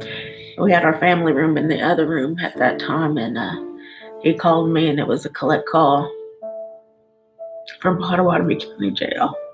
My mom made me stay up in there. She made me stay in there. She didn't pay for a lawyer or nothing. And I told him, I said, well, Dennis, you're going to have to stay in there.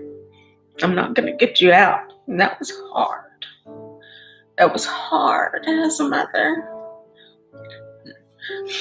But I felt like if I got him out, or I enabled him, if you will, that I wasn't doing him any favors, that he needed to think about what he did and what road he was going down, and hopefully, and just, hopefully that he would learn from it, so. Okay, so they offered me a 5-year suspended to where I would never get these things wiped off my record. So I was like, as long as you get me out of here, I'll take whatever, you know. But a month before my probation ended, I blacked out again, man. The same thing. And it was crazy, man. I blacked out. I was with my cousin, and I got in trouble again. I assaulted an officer.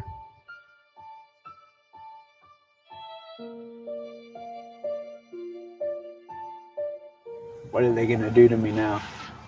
I'm definitely out of here. Like, this is it, man.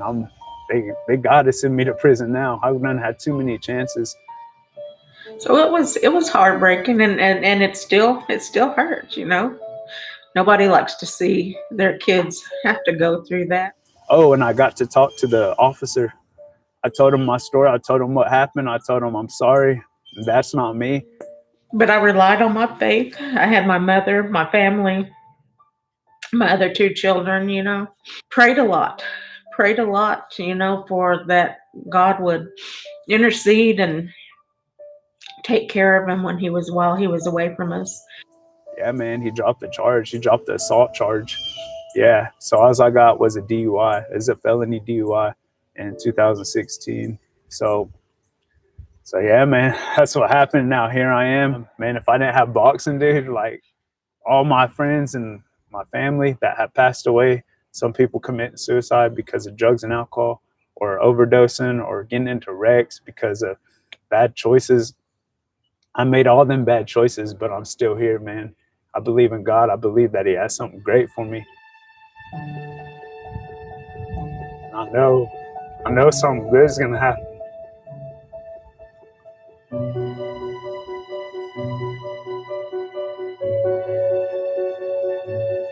It's not easy, dude, but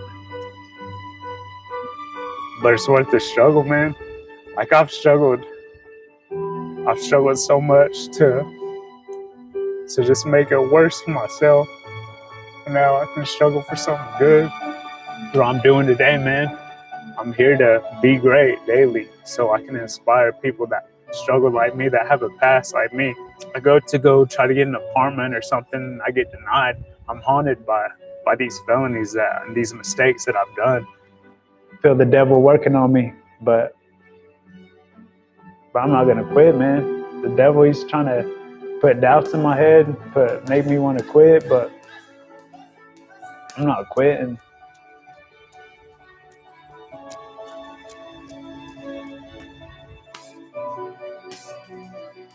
But man, now it's like I'm growing. Like, even though it's hard, like I'm growing, I'm struggling, and I'm still struggling. But I'm fighting the good fight, man. And that's a blessing that I can do that. And boxing, God has put boxing in my life for me to be in this position. I used to tell him, you know, you have a God-given gift. Use it, you know, use it to teach others, you know, use it to benefit others and be a leader that, you know, God wants you to be. So. And I'm ready to inspire the world and let them know that through any struggles, through any past, through any record or whatever, they still have a future, and they can do it. They can do it, man.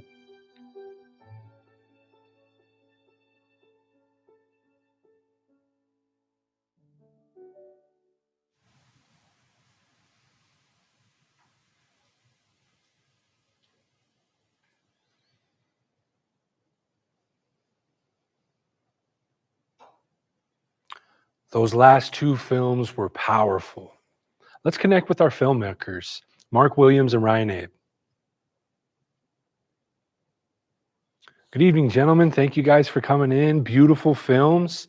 Let's get right into the conversation. Let me start with Mark tonight. For me, this was a really fascinating story. There's so much relatable truth and passion in it for me. I also am walking that road of sobriety. Got almost 4 years now. So I'm interested, like, what made you choose this story? Are you connected to this family, or did they search you out? or how did you even find out about Team Knife Chief? So I knew who he was just like through social media. So I was following him already, but I never had met him. I didn't know this side of his story. I just knew he was a champion boxer. Over here in Oklahoma, he has a pretty big name and a pretty good following. And so it just kind of one of those things that just kind of, worked out, just kind of manifested. I was hired to do a music video, and there was a Creek artist from Iowa who hired me, but he wanted to have everything shot in Oklahoma. So he was up there just telling me what he kind of wanted as far as the concept. He left everything else to me as far as the casting and all that. Yeah. But the story kind of revolved around a boxer and a married couple. And so I wanted to cast a real boxer, not an actor who could look like a boxer. So kind of went the other way around. So I reached out to Dennis, and he agreed to do it. So day one of filming, the girl to play the wife couldn't make it. And so we were just kind of just sitting there trying to figure out what to do. So while we were waiting, we just started talking. And then I found out this side of him, all the stuff he's been through. And they were just one of those conversations that he was just opening up. And I just said, hold on 1 second. Let me grab a camera real quick and let me just start documenting this. I didn't know why, but there was just something about it that I wanted to kind of capture. And so that interview that you see in the documentary of him talking, is that like right in front of that red day car? one. Yeah, that was just me capturing it. That wasn't planned. It just me just grabbing the camera and say, hey, tell me more about it. And so he started talking more about it and just opening up. And after I heard everything, I said, this is something I kind of want to do for this film. So I knew he was going to different like churches and venues and speaking about his story. So it was kind of my way of giving him this another platform to help tell that story. So I said, let me make this documentary for you. Let's shoot some more stuff after this. Then I'll just let you have it and take it with you to these, speaking engagements. So when I started it really wasn't meant to be like a film festival type of movie. Yeah. But after we kind of got the word out, people started picking it up and everything. But that's how it started. Just me hearing about him, his story, and I know it's something that's, it's just a tough thing in our Native community that kids are going through. And so with kids looking up to him, I thought it's something they could relate to and see that, well, if he could do it, then I can do it and I can overcome this. So that's kind of how it started. Yeah, it's always empowering me to hear those stories as well. Because I came through that same type of environment. I was using, I was drinking, and being one of those success stories coming off the res and going out chasing my dreams, man, it really empowers our youth to go out there and chase their own dreams. Not my dream, not Knife Chief's dream, but like you're empowering them at that moment that no matter where their chips are down or they've got the world stacked against them, that they can still rise to the occasion and be someone that their family, that their tribe, that their people, that our ancestors are all proud of, that we all know what's meant inside. So it's really empowering to hear these stories, and thank you for telling that. It was really raw. It's funny that you say like, that interview in front of that red car, it was like, you're just rolling right there and just letting it flow. And I remember in that interview, how much emotion, he brought into that interview, so it's really empowering for me to hear him bring so much emotion right from the get-go. It must have made it easier for you as a filmmaker to know like, wow, this is a story that needs to be told, so kudos for raising that voice. I'll come back to you here in a second. I just want to hear from Ryan a little bit. And for you, Ryan, first off, I want to say big kudos to you for bringing to light these daily microaggressions we face as Native peoples in film. It's things that aren't talked about often. But what I love most about this film is this weaving of these two worlds that we walk in every day. So with that weaving of two worlds, I got a two-part question for you. What is the deeper meaning to you of the Red Road outside of just sobriety? And this second part might feed into that, which is, what is the connecting line between these issues we face, like the daily microaggressions or even deeper racisms, You know, what's that connecting line between these issues we face in today's world and walking the red road? It's a heck of a question. Deeper meaning, I would say, is probably something like never betraying what you feel deep inside. Granted, you're not hurting anybody. I mean, pedophilia is wrong, but being essentially, I guess, yourself at all costs. It feels almost brutish in that sense, but if it means like balancing like inherited anger, inherited sadness, Yeah. then I guess we must embrace stronger ways of living. As far as what it does with today and microaggressions, it's I remember on a construction company, I mean, dudes being called chief was Yeah. a constant. It's like, sup, chief? I'm like, hey, white guy, Hitler man. And they'd be like, oh, that's not so funny. I'm like, I guess not. Yeah. But it's Red Road often just becomes one of those things for me where like I have to remember to get off my and walk on my feet. There you go. Because sometimes it's like, I don't know, I wallow in self-pity at times, and then I think about like what Red Road, what I've heard it from other people, what I've at least glimpsed of it in my own world is just being like, we have to really try to have to get past this like victim complex that like, oh no, our ancestors fought really hard for us to be here, and now we have to be Indian to appease them, even if it doesn't actually reflect who we are inside. It's like, oh, I'm Indian, so I have to act Indian. I guess I like going to powwows. I guess I like listening to powwow music. Yeah. I guess I love fry bread. And some Indians, I mean, dark secret, probably don't like fry bread, but I don't think they'll ever have to admit it because of, this world we live in tears us apart, having to be modern and then traditional at the same time. And that's what this film, I guess you could say, is about. It was beautiful. It was beautifully done. One of my favorite parts of the film was him realizing that Spelia, Coyote, and him are connected, are probably the same. When he's like, "What? You like hockey? I like hockey." And it was like, it was that realization hit, and then he wakes up. It was like, "Dang, man! I felt that moment because I feel like Trickster, Creator, Mother Earth, you know, our ancestors, our walk in this modern world. It's all connected." You know, so thank you for bringing light to that.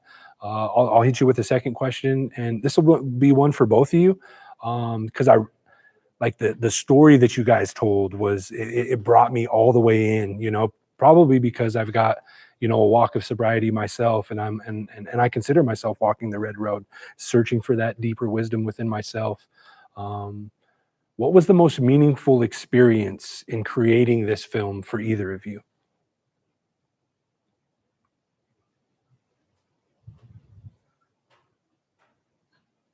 Well, I guess for me, it was just talking to the mom and just seeing how it affected her. I got to sit there with the family. So while we were doing the interview, you know, the grandma was there, and then the brother stopped by. So they were his support system, but willing to also tell the story too. So having them kind of go through it again, and you saw in the film, she started breaking down. You know, it's real, and you know, you see how it really affects not only you, but, you know, the people that you love too. So just seeing that, you know, whenever we sat down for his initial, you know, his interview, he choked up a little bit too. But I was kind of hoping for something more, you know. I wanted one more person to kind of, you know, maybe give me some more emotion to make it more, to kind of drive the message home. Yeah. And then that's when I said, well, would it be okay if we kind of sit down with your mom and kind of get her side of the story? And then when we did, you know, same thing, she opened up as well. So I think that kind of made the film what it was. So just being there and in that moment and just talking to her and just seeing her break down, I felt for her, you know. And so, you know, growing up, I made some mistakes too, and I put my mom through some things too. So Yeah. just being able to kind of connect and relate to that for me was probably the most powerful part of making the movie. Yeah, that was one of the things that I connected with so much as well. You know, my mom was one of the ones that really helped me. She was my support system and whatnot. But what I really liked about you having the mother tell her part of the story is helping us realize, not just as Native peoples, but all peoples, that this is a family disease. So when you come through and you're addicted and you're starting to get over on your family, you're starting to rack up felonies or whatever the case may be, like you're not going to jail alone. Like your family are sitting there suffering with you. Right. So raising that, giving them the voice to tell like, hey, that was trauma for us too, is really empowering to open our eyes to realize like, yo, this is bigger than just one person. This is a family issue. This is a tribal issue. This is a community issue, no matter your race.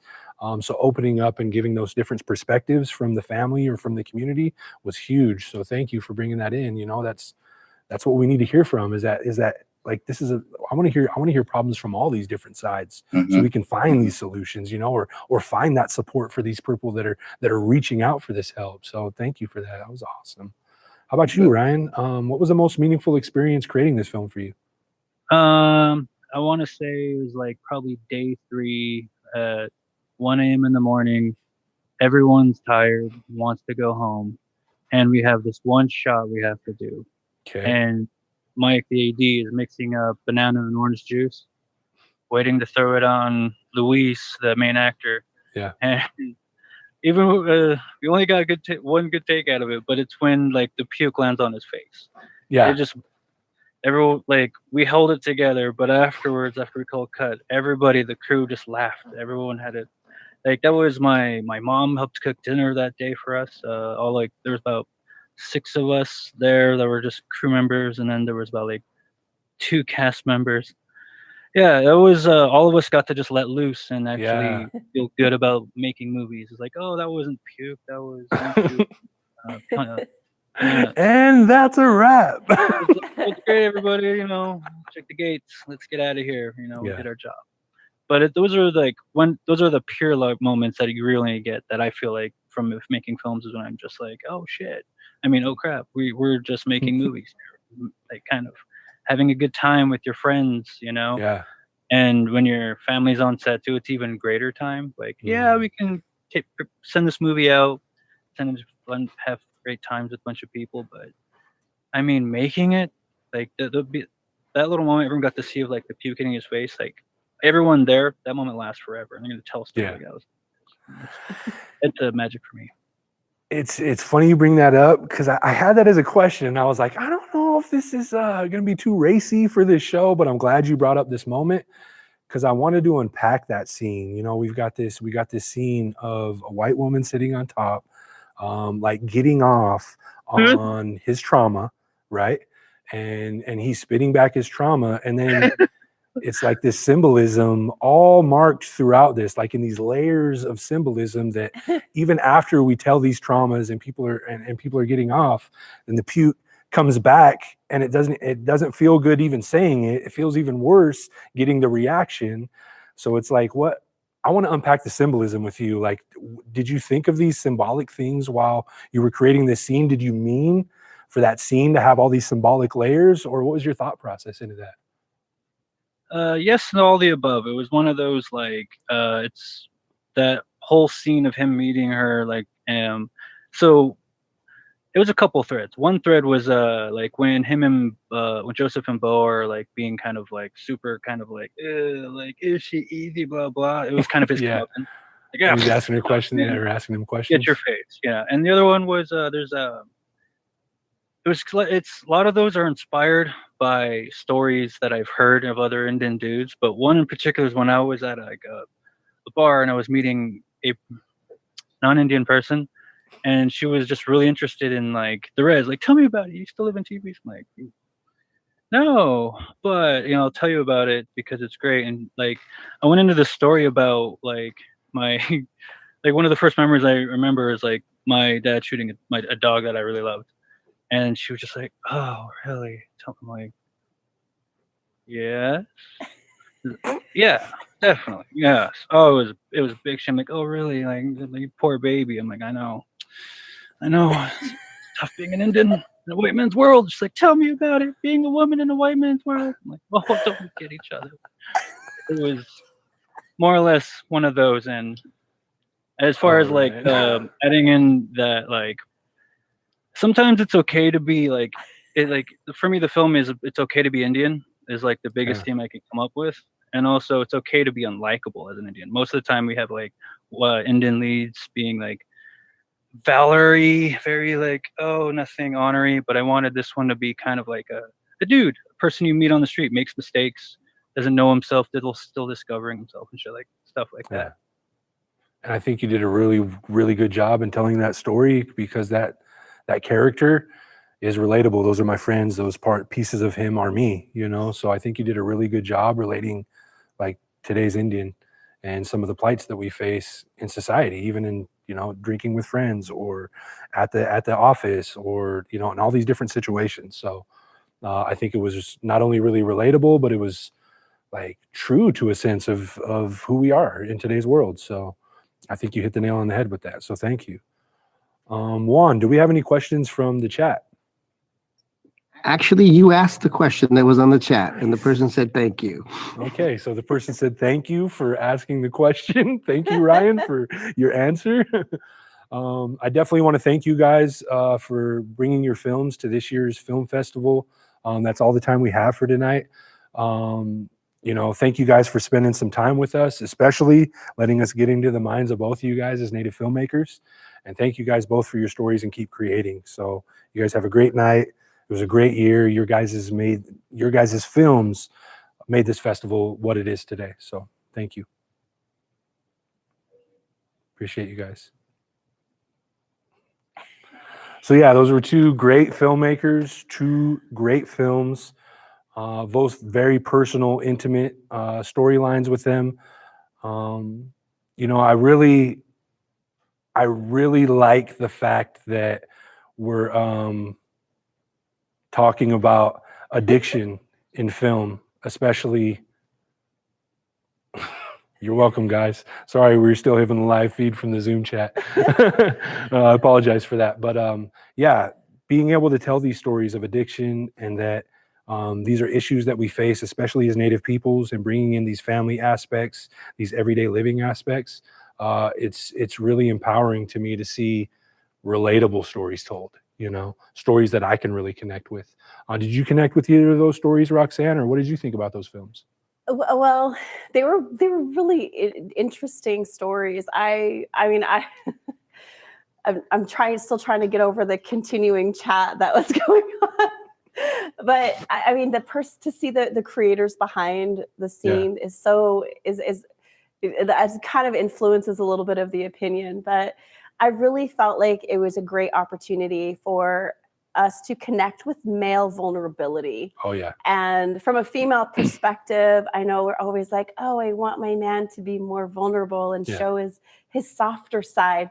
But when they actually do it, like seeing a man cry is very uncomfortable for a woman, or seeing them show their vulnerability and that like expressive of emotion like that is, and then is that discomfort, is that something that is culturally conditioned into us? Yeah, that's a good point. Or is that something that is actually a thing, like male female connection is like, you're the man and I'm the woman, and I'm vulnerable, you're strong? Or, you know, so we have like finding out, like digging deeper into that answer. I personally believe that it's a cultural conditioning. Definitely. And that allowing our men to tell those stories and express that vulnerability is going to help in a lot of healing, and a lot of like impacting the sobriety, and impacting that element of the family, and bringing things together. And I feel like those films did it, and you know, they had a little twist of humor in one of them, but the idea of you know, that evolution of emotion, and staying true to that. Indeed, and I completely agree with you. You know, I think as men, especially Native men, we're taught to suffer in silence. You know, we're taught to be this stoic Indian, you know, that isn't affected by things that happen, isn't affected by trauma, or if is affected, you don't share it with the world. You don't share emotion because it's a form of weakness, you know, and that's why I started a company called New Age Warriors. Was the very statement was to change that cycle of being like, hey, guess what? I'm a man, but I feel deeply. I'm going to talk about my emotions. I'm going to talk about my trauma because I'm tired of feeling this way inside. And I think there's a lot of us as Native men that are tired of feeling tired, that are tired of feeling like we have to hold it all together, that are tired of not having anybody to lean on because we've been taught from a society, from an oppressive standpoint, that we got to suffer in silence. We got to like pick up where we left off and make it feel like there's, like there's nothing left behind. Yep. And I feel like these two filmmakers opened up an opportunity for this to happen, for that dialogue. Healing to happen, for dialogue. And Exactly. I like that. That's really, I appreciate that a lot. And I the microaggressions, that's something that it gets overlooked, and the impact that we have as individuals on our family as a whole, or a community as a whole, and the decisions that we make, we often forget that it overflows into the other areas of our life. It's not just happening to us, it's also happening to our uncles, our aunties, our sisters, our nieces and nephews, and how that was just those are two really great, powerful stories about both different community. angles. But very empowering, very I empowering. Good point. appreciated them quite a bit. Good points. Yes. One last thing is, I'm super sad that we're going to be closing, the One Heart Native Arts and Film Festival. It was a great show this year. It was funny, like getting to talk to the filmmakers, like during these films with some of them. It really gave me some valuable insight into the narrative and how those came about. Like with Misty, being able to talk with her a little bit more, I really got to see like, oh wow, this is really like, I can tell from my communication with her that this is definitely her vision. Same with Ryan, with Red Road, that comedy that's in through that, like he showed it. He showed the passive aggressiveness. He showed like the sarcasm right there in the middle of it all. So it was really cool to see not only like their visions come to life, but their personality come to life through that film, and they're not even the ones in it. Right. Well, and then the idea of allowing organic moments to happen. Yeah. Like it doesn't always have to be like we want it to like go the way we plan it, but allowing moments to unfold, especially when you're doing a documentary style film where you're telling someone else's story. We sometimes want to put our own words to it. Yeah. And as Native people, we're all too familiar with non-natives putting words to our stories. Oh yeah. And so like that, I felt that was really powerful thing to point out, that he just allowed that part of the film to just unfold naturally. Yeah. And just kept rolling instead of cut. No, that's not what I want. Let's get what I want. And I feel like it made it even more powerful. Indeed. I just wanted to say thank you so much for inviting me to be a part of this year's film festival, James. No problem. I look forward to more collaborations in the future, and I hope to continue to see these artists create more films that open up new discussions with our youth, and to continue shining a light on the modern day Indians, because contrary to popular belief, we don't live in teepees, and we are still here. Indeed. That's a powerful statement. We are still here. I'd like to close with thanking Hamilton Studios. They've been amazing with hosting this entire event. Their crew has been amazing in getting us comfortable with being able to present this out to you guys in such a professional manner. So hats off to the Hamilton Studios for making that possible. Yes, Be sure to tune in next week for our closing concert a week from tonight. Each performance was mixed by mix engineer Noah Pacotis, whoop whoop, my nephew, audio engineer right here at Spokane Falls Community College. It was shot and directed by yours truly, all from our humble little home studio right here in Spokane, Collective Influence Productions, where we chase dreams worth living. I'd like to thank each and every one of you for joining us tonight. Now some final words from another one of our board members here at One Heart, Julia Keefe. Thank you so much for joining us this evening. I would also like to thank our sponsors, the Alliance for Media Arts and Culture and Eastern Washington University College of Arts. If you enjoyed tonight's program, please consider making a donation today at oneheartfestival.org/donate. Your donation helps keep One Heart alive in the Inland Northwest community. And though we may all be watching special events from home these days, One Heart looks to the future and can't wait to gather with you again. Join us again next Friday, October 30th, as we conclude the festival with a concert showcasing 5 contemporary Native musicians. You won't want to miss this closing event. Good night.